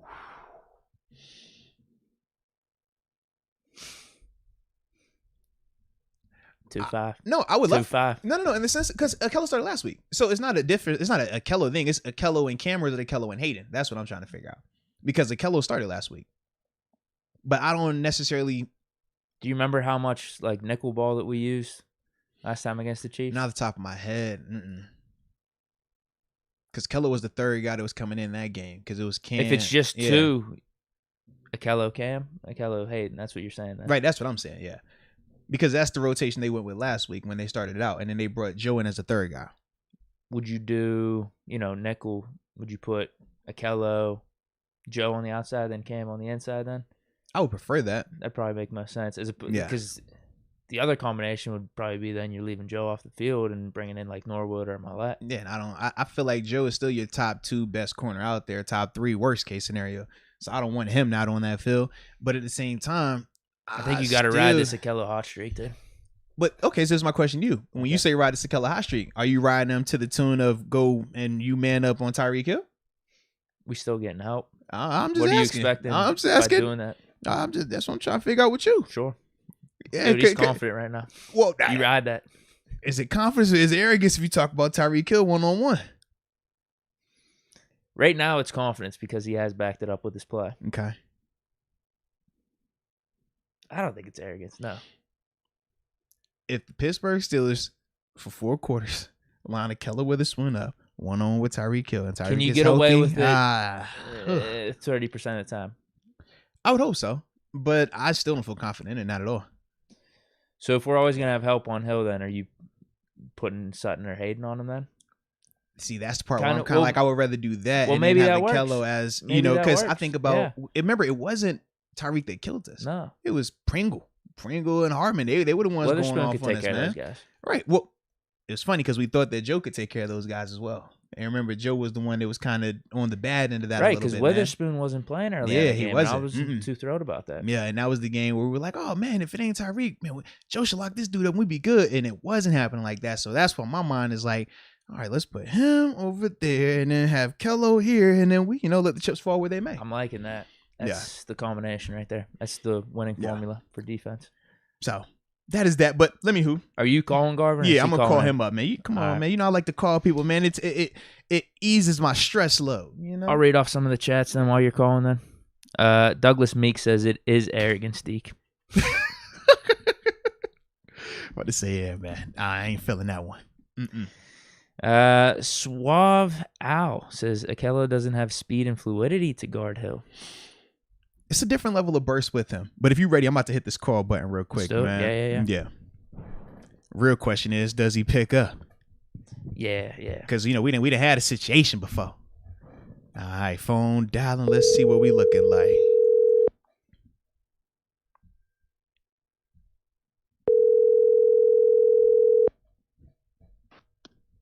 Hello? Uh-oh. Is that him? Is that the guy? Is that the one and only Terence Garvin, ladies and gentlemen? Yes, indeed. Former Pittsburgh Steelers linebacker, former locker mate of yours truly, Arthur Moats, man. WVU official alum, man. How my dog doing over there, man? Happy New Year to you, by the way, bro. I'm feeling good, locker mate. Yeah, man. Feeling good. Life is good. Happy, come on, let's work. Hey, let's do it then, man. So first off, man, we got to recap, right? Obviously this weekend, we had the Steelers getting into the playoffs. We had a crazy Sunday night game as well. Crazy. Just share your thoughts first off on the Steelers getting in, man. Do you think this is good for them, or were you more of a draft pick guy? And also, man, just talk about that Chargers and Raiders game as well, man. I think anytime you make the playoffs, it's a blessing now. Come on, it's hard to make the playoffs. It's hard. I know people go 9-10 years, only get in there once or twice. Ain't that the truth? Yeah, anytime you make the playoffs, it's a blessing. So I think it's a blessing. I think it's never a bad thing. You can't look at them getting in the playoffs as a bad thing. Draft pick wise, they might can sort something out in that draft. You might can trade something. You might can work some things out. But I think anytime you get in that playoffs, it's a blessing. I thought it was crazy though. I didn't think it was going to happen. Did you fall asleep?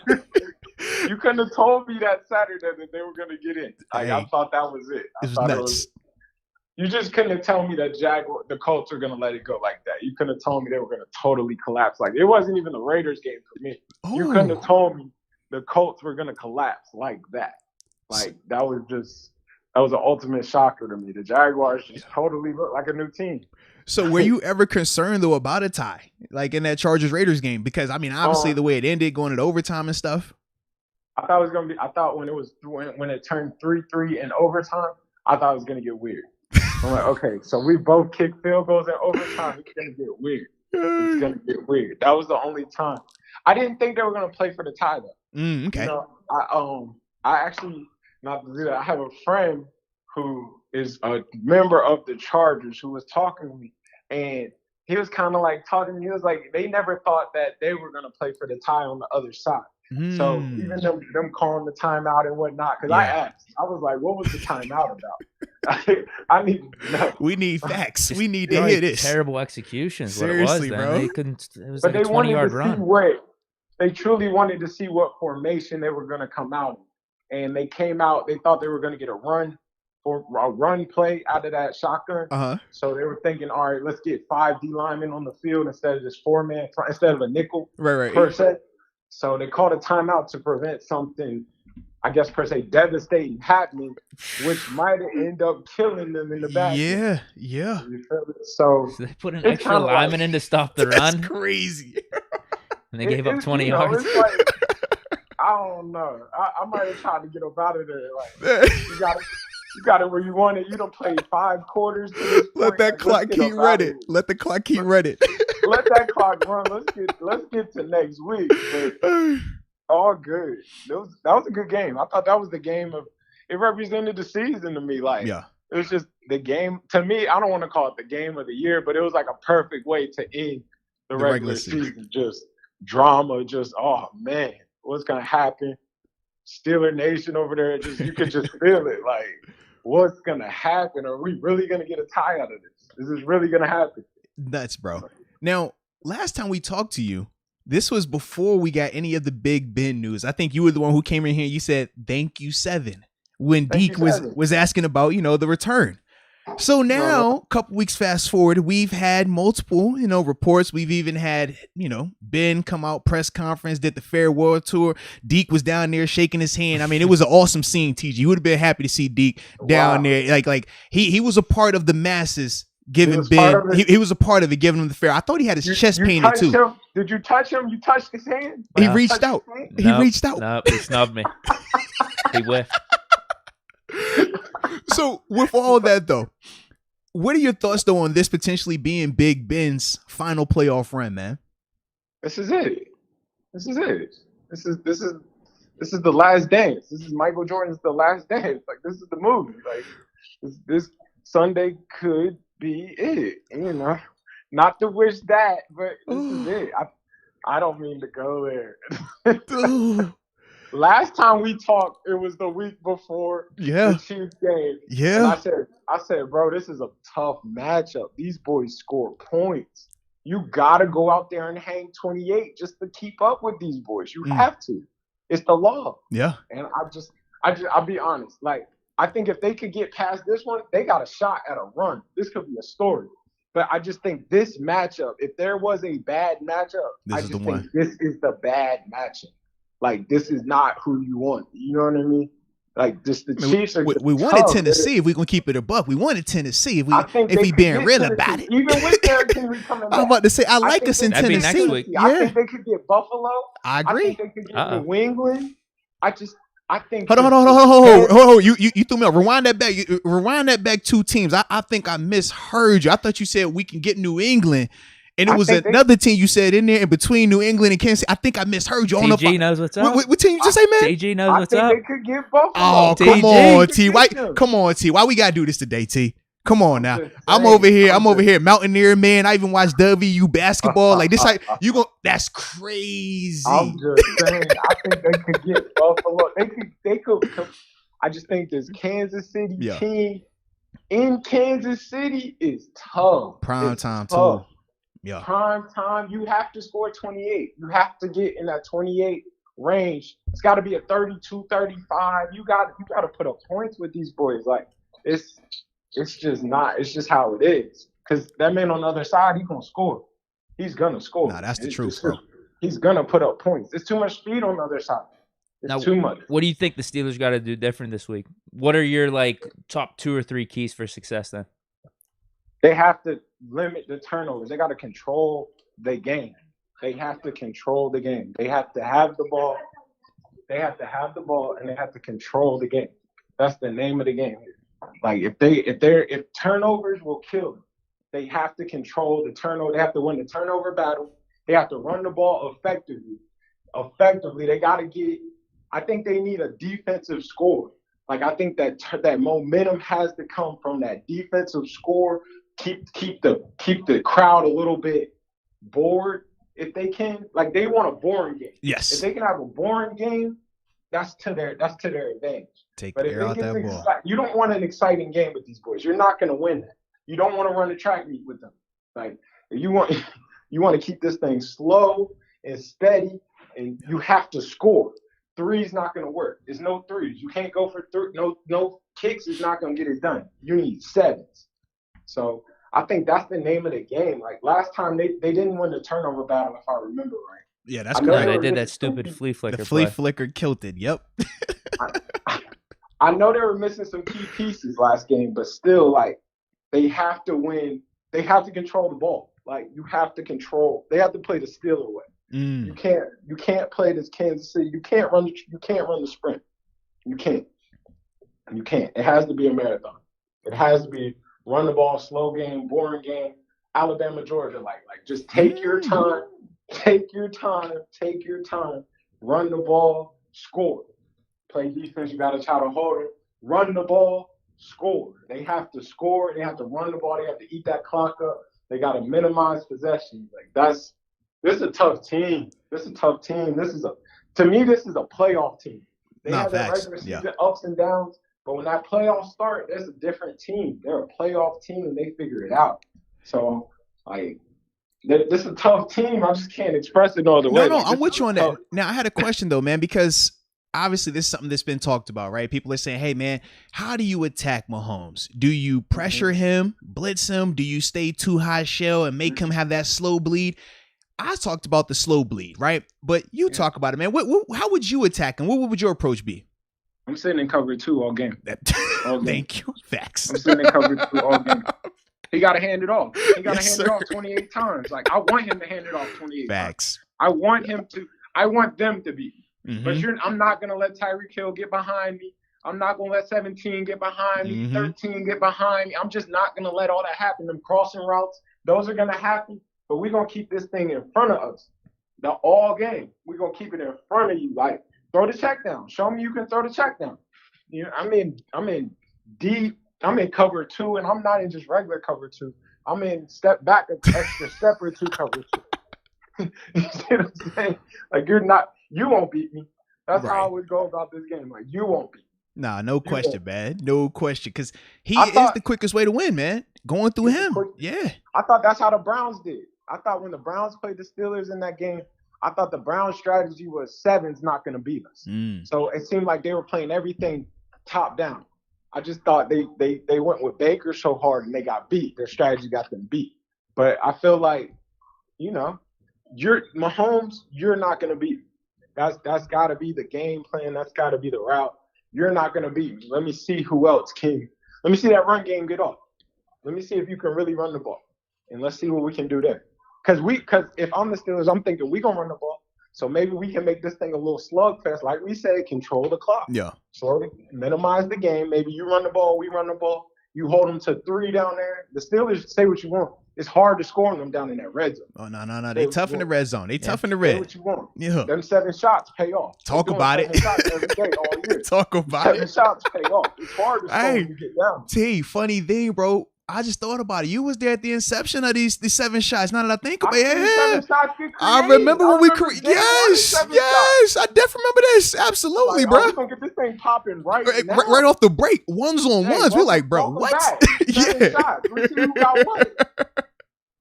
Absolutely, man. Absolutely. Bro, that's my thought. If they can just keep this game, they just want to make it a slug. Like, you don't want a shootout. You want a slugfest. You want it to be a boring game. It's going to be cold out there. You want a boring game and make a couple of them big runs pop. You know, something like that. Hold, kind of minimize them. Keep them to 3. If you can keep them to 3 down there, a couple of those drives, you're not going to hold them all night. Right. You're not holding them all night. But if you can keep a couple of them drives from 7 to 3, you got a shot. You got a real shot. Nah, I like but it. You have to score 7s. Yes, got to score 7. Okay. Have to score 7s. Can't go down there and get 3s. 3s won't do it. Nah, facts.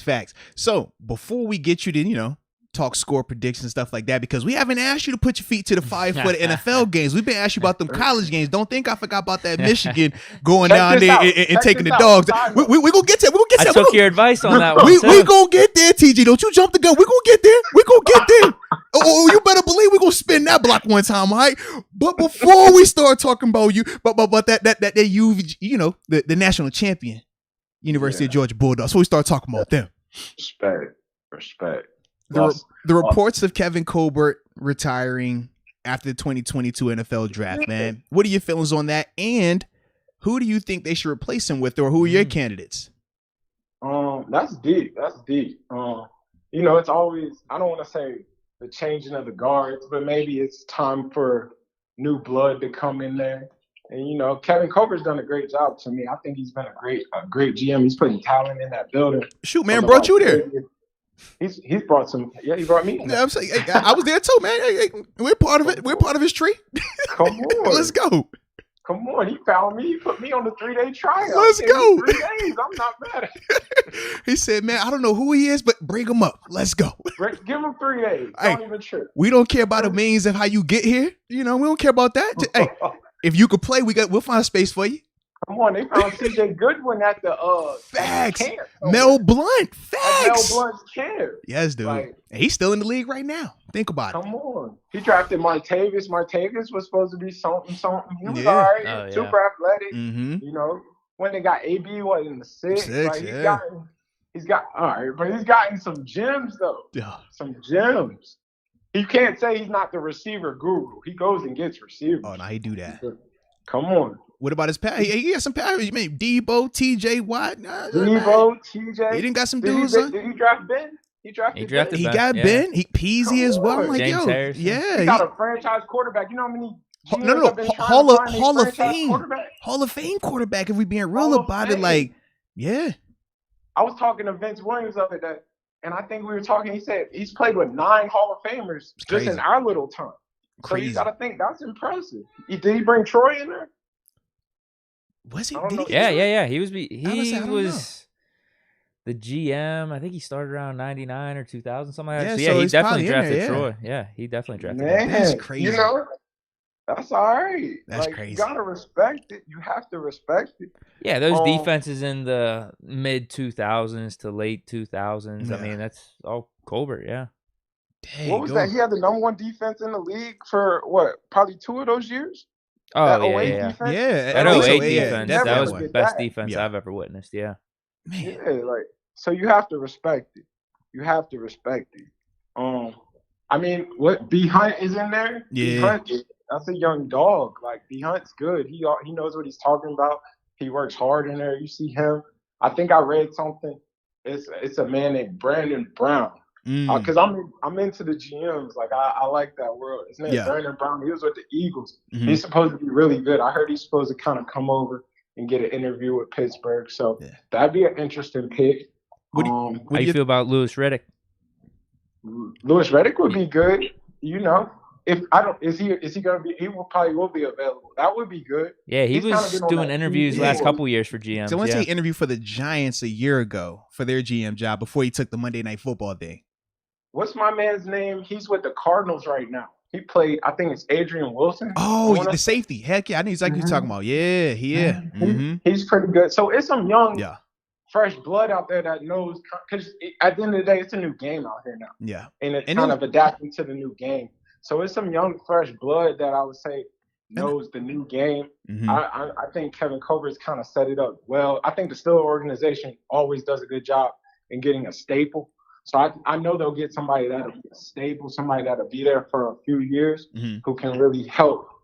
I don't want to say rebuild, because that team has a lot of talent. They do. But who can help take it to the new level of this new game, if that makes sense. Yeah. The rush and cover game. Because I always joke and say it, but football is really just basketball on grass right now. That's it. Yeah. That's it. So it's really getting that true basketball on grass type athlete out there. Yeah. Can you beat the one-on-one and can you defend the one-on-one? Can you beat the one-on-one? Yeah. You beat the one-on-one and can you defend the one-on-one? It is. Hey, what do you say? Everybody out here is in one-on-one. Man coverage ain't just man coverage for that corner. That's man coverage for that outside linebacker on that tackle. That's a one-on-one for that D tackle on that guard. Absolutely, man. Absolutely. I remember Coach Tomlin used to get mad and be like, "We're not running no stunts, none of that. We're running straight pass rush. Win your one-on-one. We're going to see who can do it. If you can't do it, you can't be in here." Facts. So it's like, that's how it is. Like, you got to win your one-on-one. You got to beat the person in front of you. Nah, no question, man. No question. Now, transitioning to this college football playoff that we just finished up with. Hurt my heart. Man, so I know you was big on this whole Michigan. You was trying to get behind the khakis. I get all that. And Can I say something? Get it off your chest. We usually do it on Mondays, but we can do it today. Get it off your chest, baby. I came on this show and I said Michigan in the upset. I was all for Michigan, right? I was all for Michigan. Y'all can check my Twitter. T_Garvin28. Y'all can check my Twitter. I talked to Vince Williams probably a day before the game. Oh, you switch it. He fixed my brain. I wasn't thinking straight. I was not, and I tweeted it. I think I added you. Man. I said, wait. I recant my statement. Michigan will not win this game. I took it back. I didn't mean to come on the air. I don't know what you're talking about. I don't know what you're talking about. The crowd, I took it back. the YouTube crowd said they heard what you said on this show, and they said that's all that matters. They said that's the facts. It's all that matters. I panicked. I went and recanted I needed another episode to recant my statement. Oh, okay. So listen, Michigan wanted to run the ball.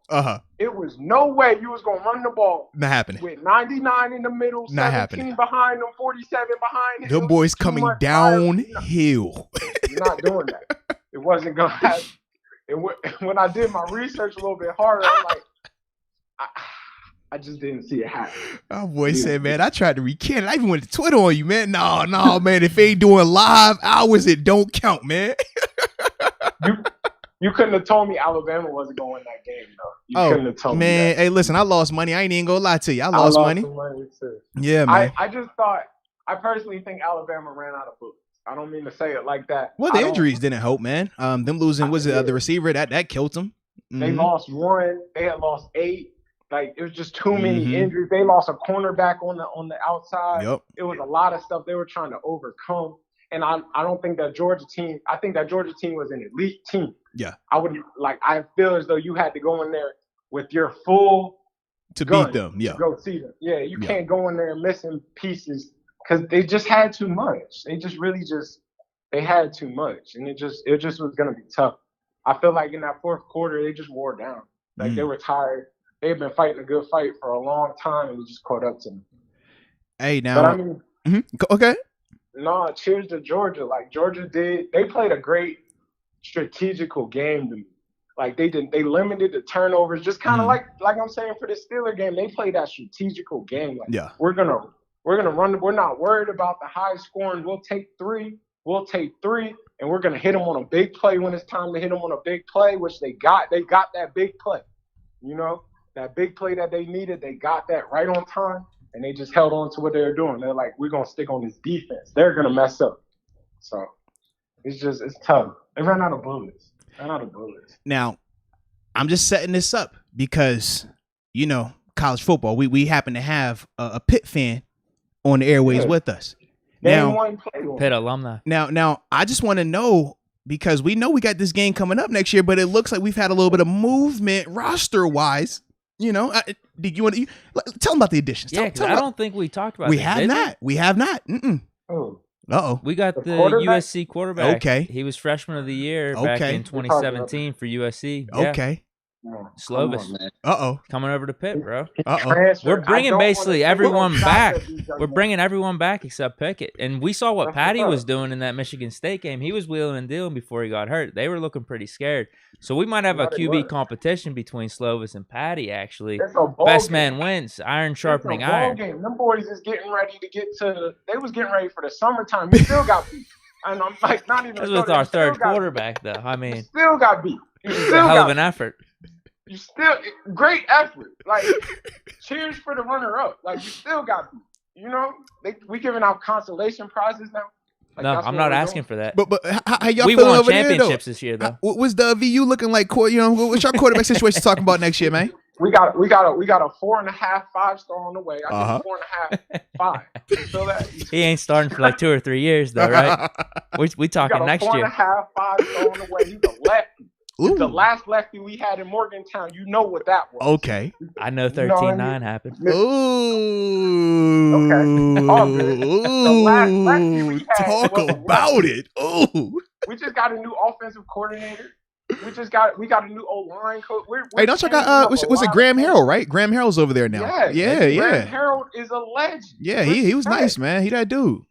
Some young blood. He know what he want to see. We gonna air that thing out. You're not gonna know what to expect from us. So you're gonna get us game one, not knowing what to expect from us. We're gonna put 40 on them boys. I don't think you want to shoot out with this offense, though. Say 40 now. They got Addison. They got Addison, though, bro. We got the best receiver in college football coming back, and we got the #1 freshman receiver transfer coming in. The best receiver in college football. The best receiver in college football is about to transfer to USC. I know my homework. Like, come on now. Yeah. He's from Oklahoma. I know my research now.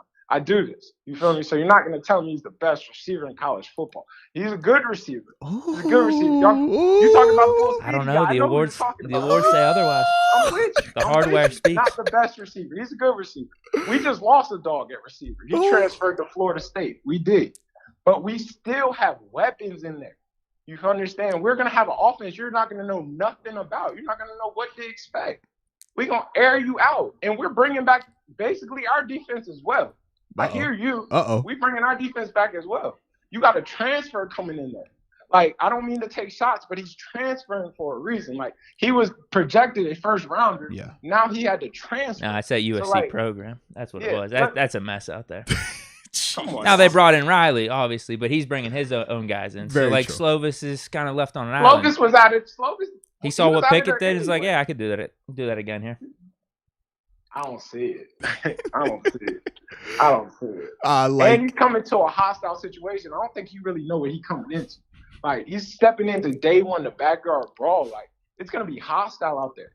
We're on the way. Morgantown's travel. We travel. We travel very well. You saying very, very well. So are you telling us when at Hinesville for the opener next year, WVU versus wow. We're going to steal the stadium, 100%. No, more royal blue than navy blue for sure. Okay. We're going to steal the stadium. By the end of the game, we'll be singing Country Roads in Hinesville like that. Sweet Carolina. Like that. No Sweet Carolina, none of that. We will sing Country Roads by the end of that game. Like, come on now. Let's go. In Hinesville. Let's go. In Hines. I'll be there. You feel me? I'll be singing it. This is gonna be on freezing cold takes. Hey, we pulling up. We all go see. We go see about this game. But T, before we get up out, because we got to keep this thing rolling. Before we get up out of here, though, I need your prediction though for this week, baby. Steelers and Chiefs, because that is what everybody's talking about. That's where all the eyes are on this week, man. We need to know. Put your feet to the fire, baby. Talk about it. I think you got to score 28. You have to get 7. It has to be something 35-32 Boswell for the win. Something like that. It got to be something. Let me do this. Let me do 28. 1. Give me 34.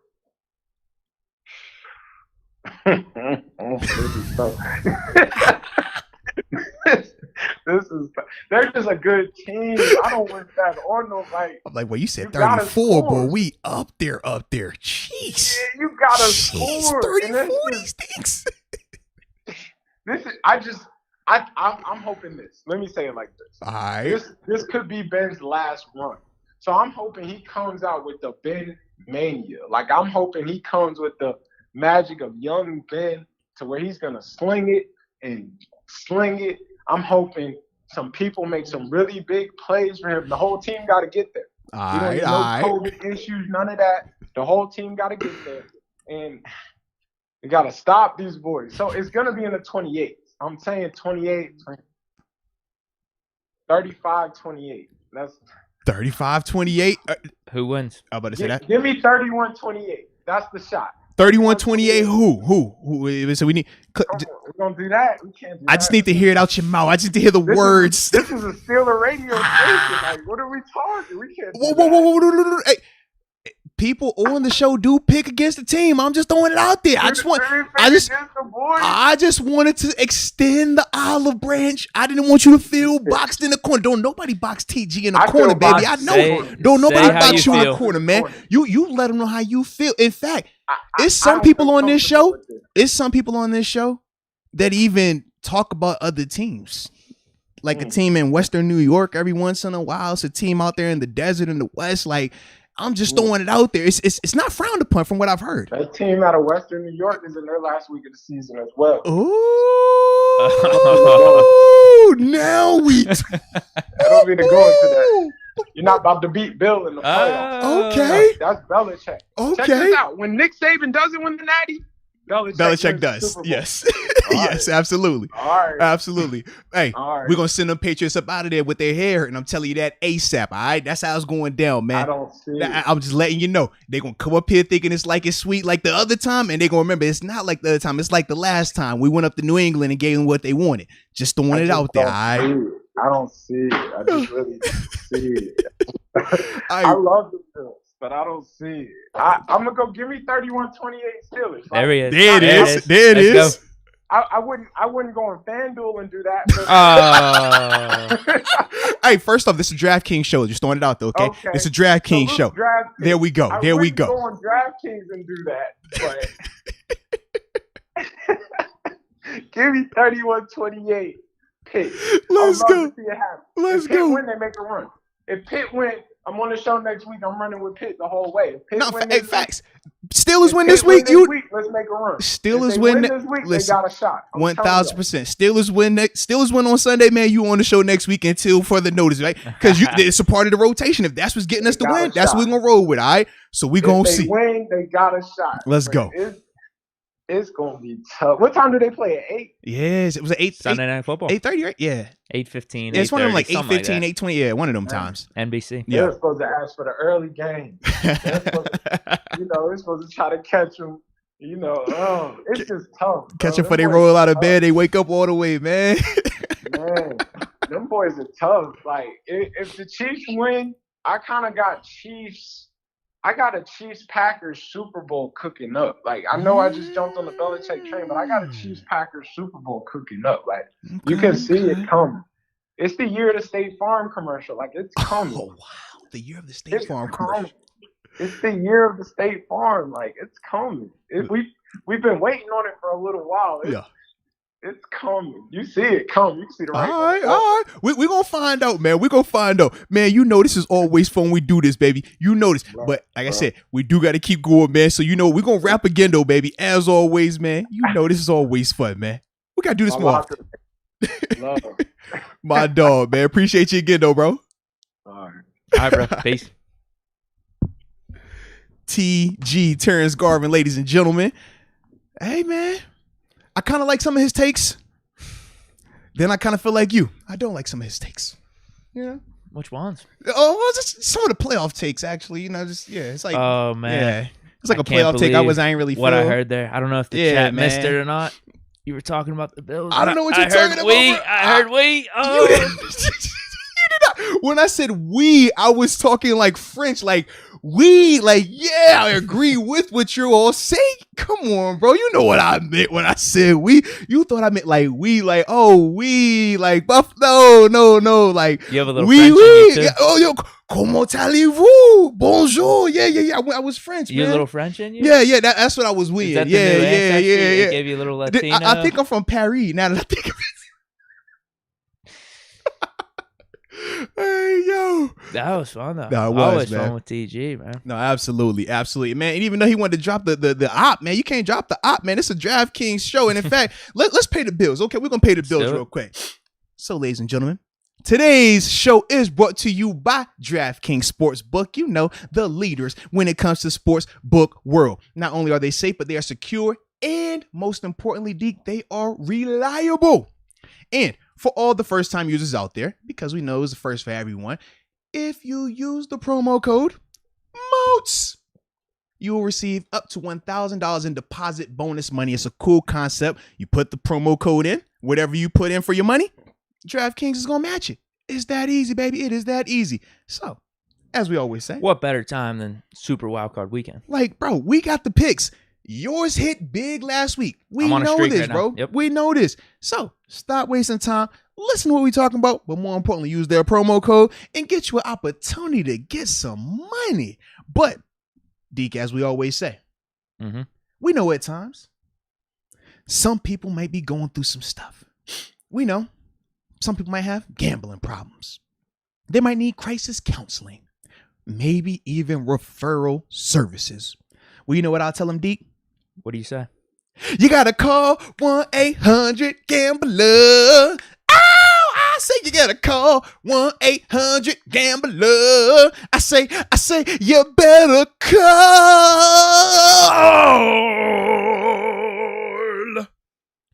1-800-GAMBLER.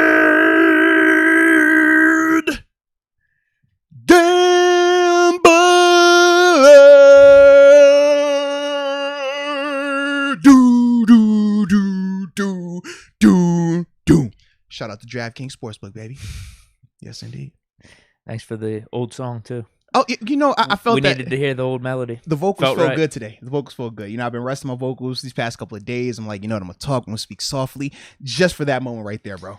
Hey, so real quick, maybe Talk this about is it, some baby. house What's up? cleaning here. Dominic Garcia says, "How do I join the upper room?" Maybe it's a good time to. Oh, it's a perfect throw time. that I'm out glad there. you said that, man. Yeah, so a couple of ways, man. If you're on a desktop or if you're on your iPhone and you switch the browser to the desktop view, right on this page, on the YouTube page, you will see in the top right corner a button that says join. Just click that and that'll take you to the membership page. And then from there, you'll be able to sign up. If you don't want to go that route, on every video, including this video that you're watching right now, the live stream of it, in the description box of every video on the channel, you will see where it says to join the upper room. It'll be a link right there. You can click that as well. So you got options, babe. We try to make it, easy access for the people.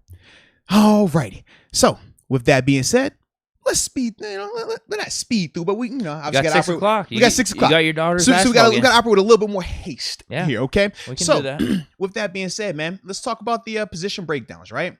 Yeah. Let's start defense, though. Okay. Start defense. Start in the secondary, man. How you feeling about these safeties? Damn. They got the honey badger. I'm going us. Yeah. I mean, I'll take Minka over honey badger. I do really like honestly, honey badger, bro, though. Honestly, I will, too.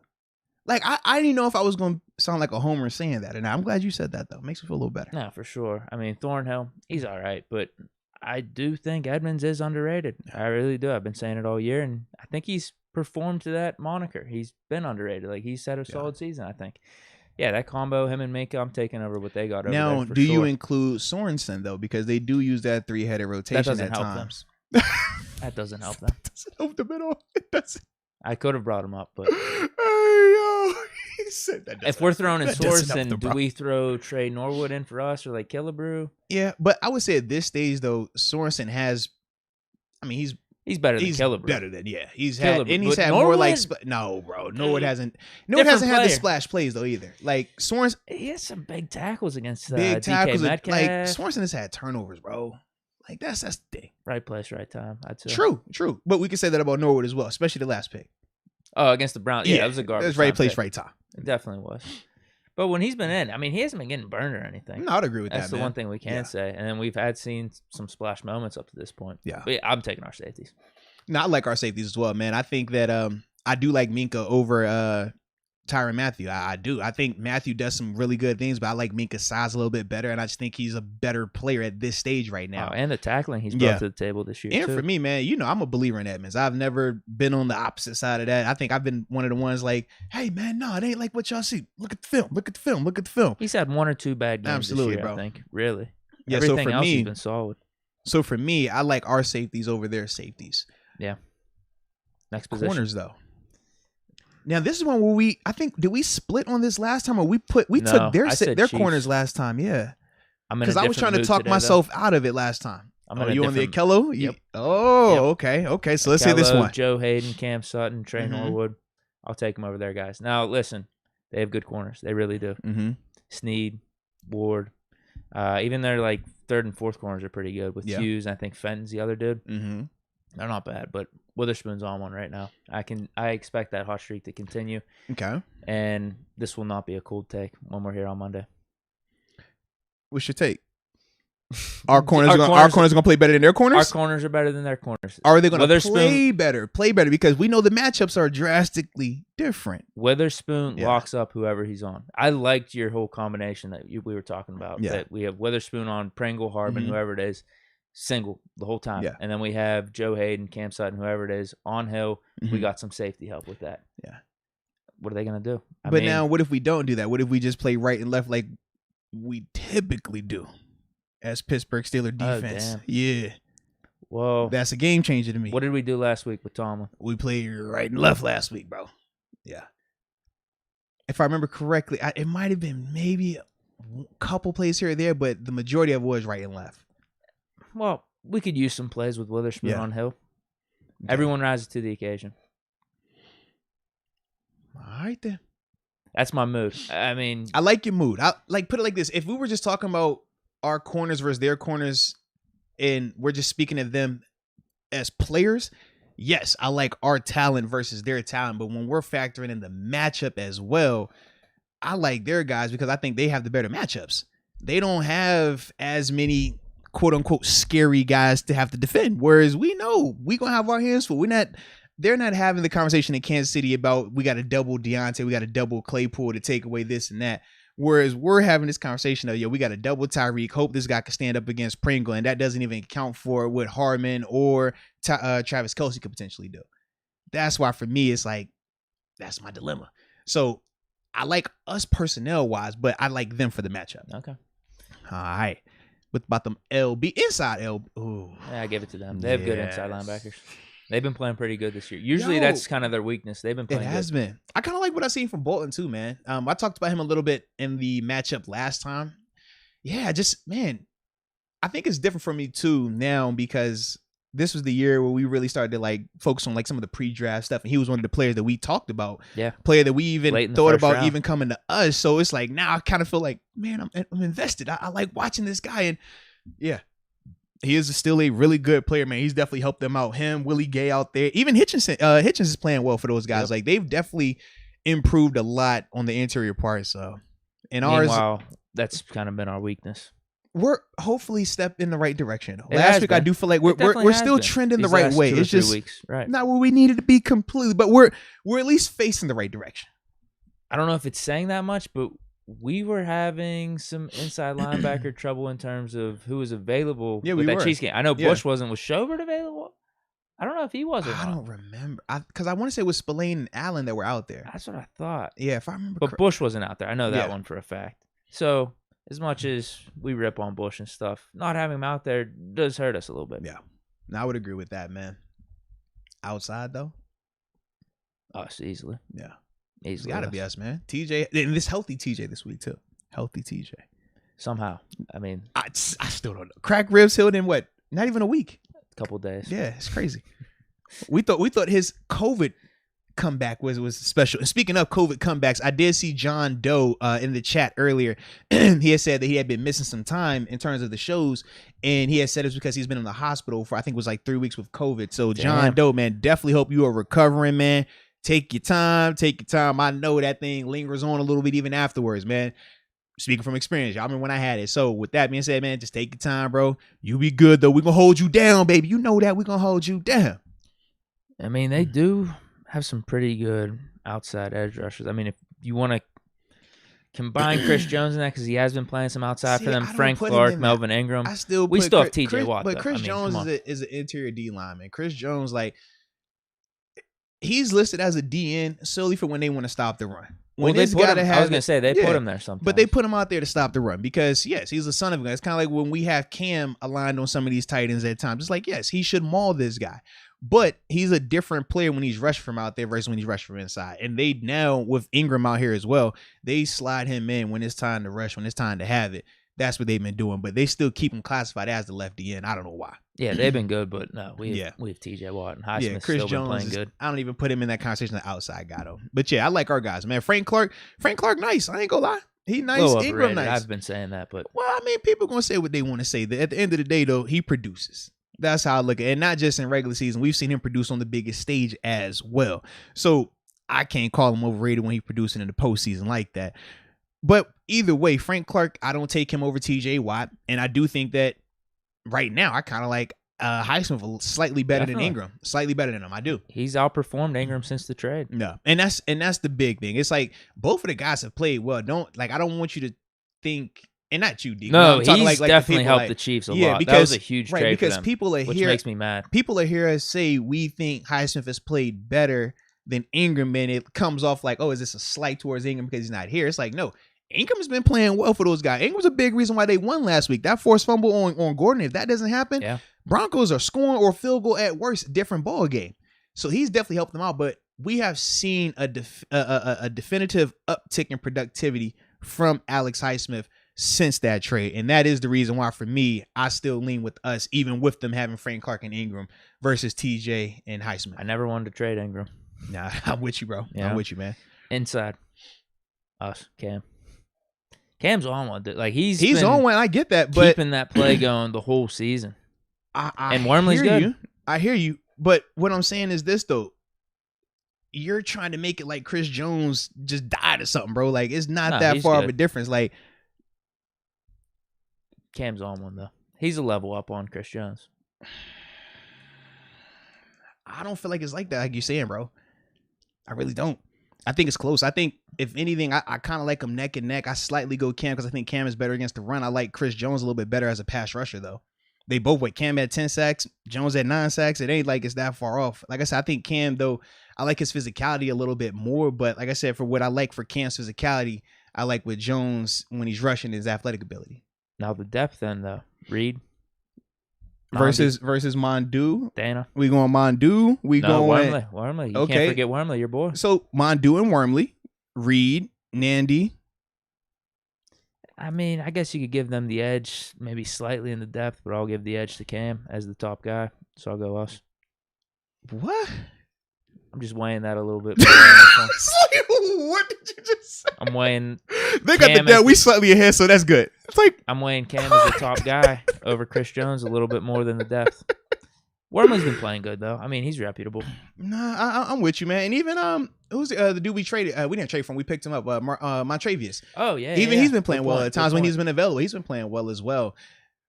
For me though, I'm going with the Chiefs because of when you talk about the depth. They have the better depth right now from my perspective, and I don't think it's as drastic. Like when we talk TJ versus Frank Clark, I think it's a clear cut. TJ is head and shoulders above Frank Clark. I can't sit here and definitively say that, hey, Cam Hayward is just absolutely head and shoulders better than Chris Jones. I can't. Even this year, as great as Cam has been playing. Level above. I think that, like I said, Cam, I say we slightly better right now, but it's hard to go against Chris Jones. Like the same things that we talk about and we preach about and we're highlighting with Cam and some of the things that we're going to talk about with his numbers. It's like, bro, Chris Jones, he has the same type of stuff. Like, he's good. Yeah. That's all I'm saying, man. I like what he does. I wouldn't mind trading for him at some point, but all right, I just feel like, dude, if we had the combination of him and Hayward. Oh, man, it'd be nasty, bro. It'd be super duper nasty. I just feel like when we highlight our players, we at times we start to just take away from other. And I'm like, bro, we can highlight Cam, man. I'm with you on that, but we can't take away from Chris. Now, that's like us highlighting Ben and then trying to say Mahomes is a bad quarterback all of a sudden. It's like, I won't say Mahomes is a bad quarterback. I don't even know what you're going to say. We're going to find out, though, in a second. For what? When we get to the offensive side of the ball. I think we're here actually now. Yeah, because that was the D-line. I took Chiefs. You took Steelers in that one. Where do you want to start with offense? Start O-line. Okay. Saving QB for the grand finale. Yeah, why not, right?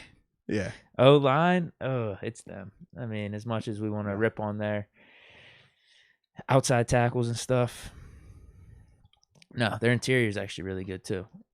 And Orlando Brown's still pretty solid. It's just you could get some guys around him here and there, but their line's better than ours.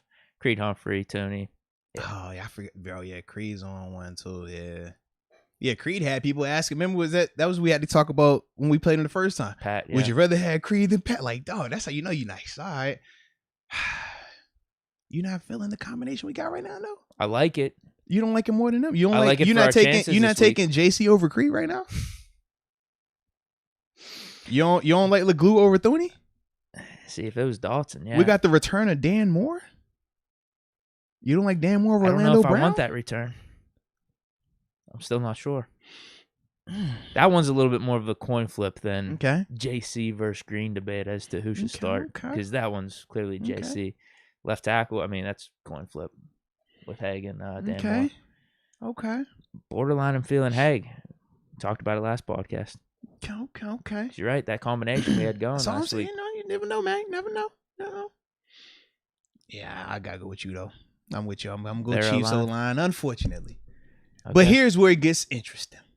Yeah. Tight end. No, this isn't interesting. Travis Kelce. Okay. Just check it. Okay. I think I would agree with you then. I would go Travis Kelce and the Chiefs tight ends as well. Okay. You think? Wide receivers. Here's where it gets interesting. All right, let's go. This is a little more interesting. A little bit more. I forget what I said last time. I mean, last time you were downplaying what Hardman and Pringle could do. Because we weren't worried about Josh Gordon because they don't use him. I think I picked the Chiefs because of Hill, though. I think I did. Yeah, you did. But Hill's injured. He is? Yeah. I thought he was a full participant, bro. It's lingering. What? He just was a full participant in practice today. The team put it out on their official report, and now you're going to tell us it is lingering? I love it, Deke. I love it, bro. I love it. Deke said, yo, that injury report, that's fake news. The problem is, on the injury report, I just complimented Pringle and Hardman at the beginning You of the definitely show, did. You were very, very high on them when you were speaking on them. And I liked it because we talked about how we learned from our, shortcomings. Are we sure Juju's not coming back this week? I don't know. I mean, check the social media. What is it looking like, He's bro? not coming back. I thought okay. Can we include Pat in the wide receiver core for this one? What? I'm just messing. No, I'm just on one. I'm on one. Now I get Tyreek Hill's probably the best receiver of all these guys if you want to just mash them all together. Yeah. I think Claypool has a game though.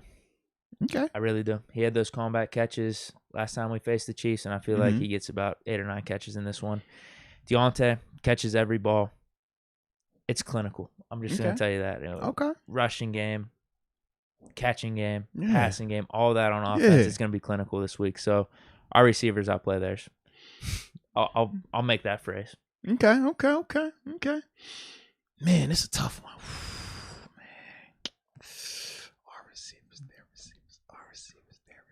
Who's their third guy? Who's our third guy? Who's their fourth guy? Who's our fourth guy? All right, Ray Ray's been stepping up. That's cool. I'm gonna go with them though. I like that he's stepping up. I do like that he's been stepping up. I like what I see from Deontay. It's just I don't necessarily believe that Tyreek Hill is lingering. I think that all of us are banged up at some point in this season, but him being out there changes a lot what we do coverage wise. We talked about their corners. I like their corners. You even said you like their corners. I do. Our receivers don't run past regular corners. Last week, remember, we talked about the Ravens. Like, that's one of their weaknesses. And we won't just running by and having all the separation. And I think these corners are a lot better than those corners last week. We'll keep them in check with that run game, though. I hope it goes like how you're saying it is. But for me, I just, I haven't tapped into that just yet. I'm working on it. This is a step in the right direction for me this year. I'm working on it. I don't blame you for picking the Chiefs receivers. I picked them 2 weeks ago. The Chiefs receivers, though. Yes. But I'm feeling something on this game. Yes. Don't want to go against that gut feeling. I hope keep the gut going right, man. All right. QBs? Running backs. we gotta say the granddaddy for them all, man. Come on, we can't rush that. Najee. I'm definitely taking Najee. Yeah. Well, because first I was gonna take Najee anyways, but I was gonna ask because we had this discussion last time. Their combination of backs versus Najee solely. Because we did see how their combination in that game hurt us. Hilaire might not even play this game. Right. He's questionable. Even Darrell Williams is questionable right now. Well, what happened on the report? Yeah, limited in practice today. Mm-hmm. Darrell Williams limited. But you know what? They probably lying about it. Doesn't matter. Them reports don't even matter. If Hill is full and we know he's limited, then that means them being limited, they're probably full, according to your logic. Because that's what you just told me. Or they're doubtful. They're more hurt. Oh, okay. It's even worse. I got you. Okay. All right. Their core, they just got guys. I mean, their success comes from like Mahomes and like the Chiefs offense. I don't think it's anything to their individual that makes them like that amazing. So I'm still taking Najee. Nah, without a doubt, it's got to be Najee. I just wanted to see if you was going to let me talk you into something, man. It had to be Najee, bro. It's not even close. Bro, I'm kind of worried about Gore, though. I mean, carved us up last time. The thing that I'm worried about is Najee's elbow. Do you think that's going to be 100% healthy? He's out. He was out in practice today. I know. That's what I said. Do you think it's going to be 100% healthy come Sunday night? Because I do think that's a significant X factor in this matchup. If he is limited, if he's not 100% him. He's playing. No, I know he's going to play, but no different we talked about with TJ playing. It's like, now I don't think it would ever get to that extent because of the position he plays, but if his limited version of him. It can't be any worse than what we were seeing in the Ravens game. See, you say that, and the only reason I don't agree with that necessarily is because in the moment it's a little different. Sometimes in the moment you got the adrenaline. If it gets banged up that's what I'm saying. Like, it's just a little different. Yeah. Okay. We'll see what the report's looking like. No, I think he's gonna play. He's definitely playing. He's definitely gonna play. Yeah, definitely. So but we're still going Najee. Yeah. Healthy Najee, yes. Got to be healthy though, man. He'll be all right though. He'll be good. All right. Are you ready for this? Special teams? No. We ain't even want to mess with that. Because remember last time we called it a wash. We ain't want to mess with that. Quarterback. You want me to go first? Oh, you want it's up to you. I'll just go first and get mine out the way. Okay, I don't want. Cause you want to block your ears for this. You might want to block your ears. I don't want to influence you with what I'm going to say here. Okay, no influence. Nope. All right, cool. Well, ladies and gentlemen, I happen to be taking, Patrick Mahomes in this matchup. I know it's a shocker. The reasons why I choose to take Patrick Mahomes is because I think that for everything that we're going to speak on positively about Ben at this stage in his career, I think Pat Mahomes does better at this stage in his career. You talk about being able to throw the ball downfield. You're going to be hard pressed to find a guy throwing it downfield better than Patrick Mahomes. Arm strength. Mahomes. We talk about being able to take chances, check at the line of scrimmage, run the no huddle. All of these things that we like and that we want more of Ben, and at times we've seen more, and it hasn't necessarily been productive with Mahomes. I mean, it is productive. It's high level productivity. Big winning. He's got big wins. Super Bowl championship. MVP. Super Bowl MVP. That only one quarterback in the stadium has that right now.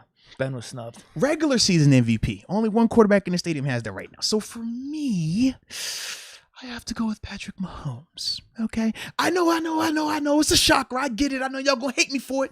Trina Still Diva, if you were side eyeing me over the Bills coming, I know you're killing me for this one. I know it. Okay? So I apologize to all of Steeler Nation for me having to take Patrick Mahomes. Fake fan Arthur. Call me the fake fan. I get it. Your turn, Deke. Your turn, baby. Which quarterback you taking, man? I'm going to keep this simple. People in the comments for the last quarterback comparison video with the Steelers and Chiefs game, they were yelling at me. They were? Keep that same energy. Keep that same energy, Deke. No way. Let's go. And you know what? You keeping that same energy? I'm here. Let's go. And yes, I am. I'm Let's taking Ben Roethlisberger. Let's go. Over Patrick Mahomes. Let's do it. And this is the game that matters. Talk about it. Just keeping it simple. Talk about it. Now, when you say you taking them in this game, statistical value performance or just leading the team to victory? Just for clarification. However you want to consider. No. I want to know how do you? Because the reason I asked is just so we can come back to. I want to revisit this because I feel like we do this a lot. We'll throw it out there, but then we never give it like a tangible. Hey, if we like kind of with betting, right? If he gets over 250 passing, we consider that a success. If it's less than that, that's just something for you, my friend. What value would you like to put on this? You want it to be a QBR game? You want it to be a passer rating game? You want it to be a yardage game, a touchdown game, a test game? Can we get something tangible for the non-eye test people? Well, yeah, you could throw anything you want in there. No, we want what you want, though. Not what we want, what you want. Do you want to do? Because I know sometimes you say passing yards. Sometimes you go touchdowns. Sometimes completion. Sometimes interception. I just don't know. So that's what I'm trying to get ahead of it today. And I'm going to put it in my notes that, hey, Deke said yardage, picks, touchdowns is where 7 will be better. That's why he took him in this matchup. That's all I'm trying to figure out. The most important thing is always the win. Okay. I think you got to throw eye test in there. Okay. If you want to toss stats, whatever. No, whatever, not whatever. Like I said, whatever. Where do you weigh all this stuff? It doesn't really matter. So you don't want to throw the stats in? Is that what you're telling us? We could toss them in. Do you toss them in? Which stats would you like to put in there? I don't care. Any of them. Okay. Any of them. I don't care. Okay. Wins, eye test, stats. Throw it all in there. I'm taking Ben Roethlisberger or Patrick Mahomes in this game. I hope you're right. I want when we come in here, we're going to look at it and say completion percentage, Ben won that. We're going to say yards, Ben won that. Touchdowns, Ben won that. Interceptions, Mahomes had more to that. And we got the dub, and we'll be all right. So I smoked the Chiefs pack in here. Oh, well, no, you can't smoke it in here. No, we ain't doing that. We ain't doing that. So, no, we ain't doing that. All right, we got 2 minutes. Yeah, outdoor podcast that day. 2 minutes. We're going to make it work. We're going to make this thing work. Do you have a 5-minute extension or something on this? No. We're going to make this work. Trust me. Because we got score predictions. This ain't my first rodeo, baby. You know I got this, man. Score predictions, super chats. Yes. And I'm ready for the score predictions if you are. Okay. Score prediction. You going first? And you go put first. it in the chat too. Let us know. Ready. Yeah. Put yours in the chat as well, man. Let us know your score predictions for this game, man. Absolutely. Okay. If you're ready, you go. All right. So for me, man, I like this matchup not a lot, actually. I hate this matchup. Kind of like what TJ was saying. I do think that this is the bad matchup for us just because of what they do well and what we struggle with. But I'm feeling like a homer today, and I love it. You know why? Because this is Pittsburgh, bro. You know why? Can you show you that shirt you got on? You see that shirt you got on? I'm glad you got that shirt on right there. Ben signed it. I'm glad you got that shirt on because that's the guy that I'm believing in, all right? I put on this shirt. You know why? Because my son likes it. That's all. But it says, why am I here? It's blue and red. No, it's a double meaning. It's a double meaning. Can I get the double meaning? Okay. Can I get there? Can I get I actually saw that one. That movie. Let me get to the double meaning here, okay? Okay. So the blue and red, you caught on to that. Good job by you. But it's a double shirt. It's a double entendre. Okay. Why am I here? People are questioning, why are the Steelers here? Why is Ben still here? Ben said it in the press conference, man. Nobody believes us, man. You know, no one thinks we can win this thing. So why are we here? To shock the world.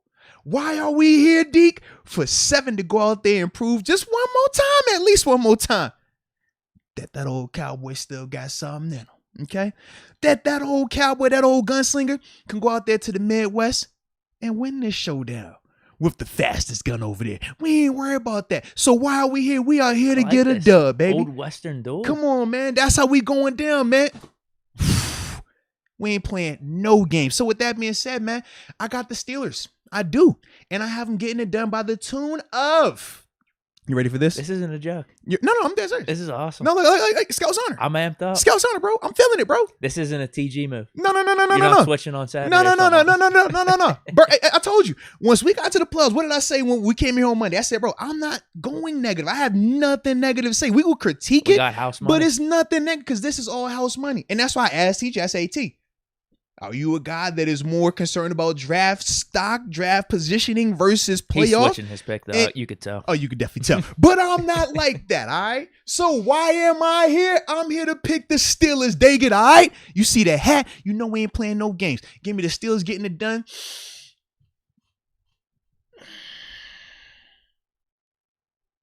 27-24. Nice. Let's go. Oh, I like that. I might Let's just go, copy man. that score. 27-24 Steelers get it done. We burning the boats, man. We not turning back, bro. I told you why we here, man. 7 got to hold it down, man. We not going out like that. I hear everybody all fretful. Oh, my God, it's the Chiefs. Lord have mercy. We can't stop them, man. I don't care about People none of that, scared. baby. Last time we wanted there, what happened? Last time we wanted there for a postseason game in playoff, in prime time. You know we came back with, like I said, we came back with the Chiefs' head. He still had them little things hanging on the back. We say, yo, what up, baby? What up? We had him like that. Gave him a little noogie on the way out. Keep it a G. Okay? So that's the energy we are on. I like the scalping. I like all that other gangster stuff I've been hearing in the chat. We're going to keep that thing rolling, man. Let's go. Let's go. So now to you, baby. Dude, I like this. We can't be going into this scared. Do you think back in 2005 when the Colts smoked us in the regular season, we went into that divisional game scared? Come on, bro. Hell no. Actually, that game was worse than what the final score is. If Bus doesn't fumble at the goal line, that's a double-digit win right there. Facts, bro. Facts. And let's do the same thing against the Chiefs. We ain't going in there scared. We're starting Witherspoon right off the bat. He's locking whatever receiver that he's on. We're giving the ball to Najee. We got a nice balanced attack on offense. Claypool's making catch after catch. First down, no celebration because he's celebrating after the game. When we get that dub and we move on. Yeah. Big Ben, clutch as ever in this one. So the score, let's see. Talk that talk. I actually like talk that talk, Deke. Talk that talk. I don't think that's ever been done, though, where I just rip off your score. So I will go. Is this the time for it? Is that what you're telling us? I'll go 27-23. I like it. I like it, bro. I wanted to say 28. I wanted to say maybe 26. Didn't feel right. We get 27. I promise it didn't feel right. I was thinking 28 too. It didn't feel right, though. They get 23. Yeah. Because hearing, like, to me, I don't think we can allow them to score like crazy like that and win that type of game. Like, getting up in them 30s, that's high. That means TJ ain't doing what he need to do out there. Nah. Yeah, we get the pressure in this one. But let's see what the chat talking about, man. All righty. So, 6:03. You ready for the truth? Hard out 6'10". Let's ride. Okay. All right, hard out 6'10". Let's ride. It was always 6'10". It honestly was, but I had to. You know, come on, man. You know how we do, bro. I got to give myself a grace period. I got to have a grace period, man. You never know. You have to. All right, so going through the scores, and you pull up super chats though. You get to wherever your last super is. You might want to switch that because I don't even have one on my screen. Okay, well then you do scores then, and I'll get supers. Let me do the scores. You said we stopped at Farview or whatever? Yeah, I got you right here. Okay, people are with you on this. Steelman 1342 27-24 Steelers. Muhammad, he's seeing a big Steelers win 45-10. Steelers drinking some of that Deke juice, babe. What the hell? What? Hey, bro. Whoa. Maybe he's talking about beer, like Icy Light. The White Claw or something. Yeah, what's Icy Light. That's what I think he's talking about. Ooh, Lord, I don't know what that is. Ben throws for 530 and 5 touchdown passes. Ooh. The double fives. The Cinco is what he's saying. 530 yards, 5 touchdown passes. Cinco. Oh no, 6 total touchdowns. He has a rushing touchdown too. Oh, okay. Add him up. Run it up. Leo Warren says, "Don't do it, Moats. You know when you pick us to win, we lose. Damn." No, that's not the case. I picked us to win, and we have won before as well. Come on, don't you put that on All me. grind 43, 27-24, and that's a mother effing Pittsburgh Steelers first down. And I appreciate the censoring on that. I don't know if they would censor, but I appreciate you. I got you. You know that I like that right there. Smeen No2 says 50-10 Chiefs. Anthony Brown, I don't know if this score has any significance, but he's saying 89-12 Steelers. Kaza 89-12. Kaza 35-21. All right, you got read off a couple more, and after that, man, I'm gonna start these supers, so we'll be about it here. Lemoyne Castle takes the score that I was thinking about. It says 26-24 Steelers. Rashad Ali says 45-3 to Chiefs. I hate going against the boys, but I don't think we have a chance. Okay. Knight Rider 16. You know what? You just made me change my mind. Uh-oh. LOL. 28-27 Steelers. Ray gets a kick return for a touchdown. That's the one we stop on. That's the one. Okay. I like that one right there. I like that. All right. Get through these supers, and after that, we out. Because like I said, man, baby girl got hoops action. I am not about to play around with that. No. So, I can't remember if we read this one off or not. Yes, Kelsey Profio, we said, did you guys see Nick Wright saying that playing the Steelers is better than a bye week for Kansas City? Yes, we did. I think we answered that one earlier. Just making sure, though. Black Lavender, he says, face it, Deke, Steelers TT blows this year. We did that one as well. Okay. Got a couple upper rooms, and I will get all the upper rooms at the end of this, okay? Room we left off on. Not even fair. So I'll get all those at the end of this. So the truth, he said he sent the link in the chat earlier when we were talking about the article in terms of them bashing Ben. So we could definitely go back and check that out. John Cooper says 2 hours north of Syracuse, up in Bills country. Well, hello there. He says, I'll pick you up if you need a ride, Deke. I was down for Ben's last game also. Ravens game. Nice. I like that, man. No, shout out, bro. I respect that, man. Black Lavender, he came back and he said, I always feel attacked when you talk about this. Now, off the top of my head, I don't remember what part of the he's talking about the Steelers team because he has a God squad. Oh, straight. He has a God squad. He's always in my Twitch streams. Said my man, pay for play over there, man. Pay for play. All right. Oh yeah, he's got the Derrick Henry quarterback and all that. But nah, we all know. Shots fired. You thought it was gonna be alive with somebody not getting popped? Black Lavender. Shots fired. Let's roll. All right, we got Young Papi Bonito. Hola, mi amigo. He says, how do you feel about Ryan Clark as a general manager option? Great football mind and attitude. Highly respected. I like Ryan's, in terms of RC's football mind, I don't like him as a GM. As a GM, I just think it has a lot more than just the football side. I do think you have to understand the front office operations element of it and just being around that, certain things that as players, we don't always get exposure to. And I wouldn't just be ready to turn him over into that role without any experience in that vein. From what I know, I don't think he's gotten to like team coaching either. I know he does like some of the individual specialized training right off the bat. Yeah, but he did media right away. And he was doing it even while he was playing. Take. Yeah. So it's like we haven't seen him in that avenue in any capacity just yet. So that's the only reason why I'm a little bit more leery about him. But now if you're talking about him joining the coaching staff, that's different. Love him as a coach. Yeah, you put him in any vein of that, and I think he excels. But GM, I just think it's a little bit more difficult of a transition for a former player to go right into that versus building his way up through the ranks a little bit more. All right, got Damon Brown. He says, just got in here. Don't know if it was already discussed, but what are your thoughts on Chicago asking permission to interview Omar Khan for the GM spot. I did see that as well. That recently happened. For me, not surprised. Yeah, definitely not surprised about it. And that is one of the reasons why when we talked about this on Monday, we said that if you promote from within and you don't go Omar Khan, you're more than likely going to lose him. And we talk about his value as the numbers guy. That is the significance with it. So this is going to be interesting though, to see just in terms of them asking for permission. Is it granted? How does the interview go? Does he take the job? Because if he takes the job, well, then, yeah, it makes it kind of a shoe-in for Brandon Hunt, potentially with him already being in-house. But if he doesn't take the job, now it gets a little bit more, convoluted a little bit. But it could be a scenario where they might tell him, hey, man, we're already leaning Brandon Hunt. This is why we're going to allow you to take that interview. So that could be the dynamic. I do not know that right now, but that is something we will be obviously monitoring going forward. Then we got Rich Hud, and we appreciate your support as well, Rich. He says, put Haskins in for a run or 3. No one will ever see it coming. He laughs a lot. For real, I just wanted to be respectable and have my young dogs get the experience so they are hungry for the future. Now, I do like that idea, though, man, in terms of getting the experience, because as I talked, I think I was Monday as well, man, it was different for me when I came from Buffalo. Even though I was a 4-year vet, I hadn't touched the playoffs, and it was a different level to the preparation. It was a different level to how I would practice and operate once I came to Pittsburgh and I had my playoff run. Started to go to a couple of playoffs. It just changes your mentality. It changes how significant you view different times of the year. OTAs. Well, hey, man, when we talked about 2017, man, in OTAs, we had a certain level of operation. We had a certain tempo that went with it because we said, hey, for us to get a top seed, we wanted to get the 1 seed. We obviously fell and got the 2 seed.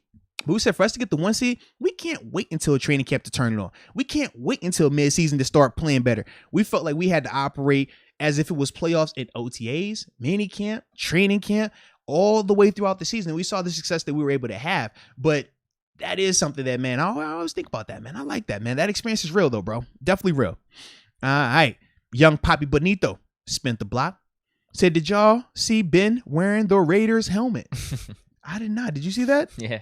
How'd you feel about it, man? I guess he had one in his stash, his memorabilia stash. I don't know probably who it was from signed Bruce, by. though. Maybe Bruce? Yeah, maybe. Bruce. Who else was Maybe he's a big Bo Jackson fan. I don't know. Yeah. Raiders. Or maybe he's a Rich Gannon fan. Maybe. I don't know. Yeah, I don't know. That is very random. He threw it on after the win. Because he was an Elway fan growing up, so yeah. I don't see. Yeah, maybe it's weird. Bruce. Maybe it is Bruce. That's the only connection I could think of, because Bruce came over after he was in Oakland. Yeah. So I don't know. Was he a big fan of Terrell Pryor? Because Terrell Pryor is local. He was local, yeah. He played for the Raiders. I don't know. It was signed by someone. Yeah, I don't know. I'd have to see it, man. But no, he threw it on after the win. I like it. All right, we got 2 left, and then after that, man, we are done. And it's 6-11, so I won't be, in the... I can say him. I can rate him. Go ahead, rock him out with that, Wally man. Locke. We seeing Juju to it or Tyson in the Super Bowl? If I had to pick... If I had to pick one, it's Juju. Yeah, I was thinking the same. I don't think Tyson will be back that soon, and with Tuitt, yeah. And that's my dog, but I just don't know. So yeah, if he ain't back at this point, that's like, what why? I'm saying, like, what's bro. the difference? If you wait all the way to the Super Bowl, we're a game away from the playoffs, must-win games down the stretch of the season. Now we're in the playoffs. Because if he were to come back and you wait until the Super Bowl, not saying that it would be perceived that way, but I could easily see a guy, if your role was increased when him not being out there for the whole season and postseason, and now you get to the Super Bowl, and now he's like, hey, guys, I'm ready to show up. And now my role to be minimized. It doesn't feel right. It does not feel right. Yeah. So just, if we make the Super Bowl with the guys we got. Yeah, bro. Like, imagine that, bro. Like, Deke, you've been the guy the whole time. And now for the biggest game, we like, hey, you go sit in the back. You're like, bro, what? Like, we not here without me. You know what I mean? So, yeah. Kaza. 35-21 Steelers. Deke got to smoke the Chiefs pack on camera. Come on, Moats. Moats the GOAT. Make it happen. See, I'm the GOAT, but wifey the boss. And that's the difference. Wifey ain't having that.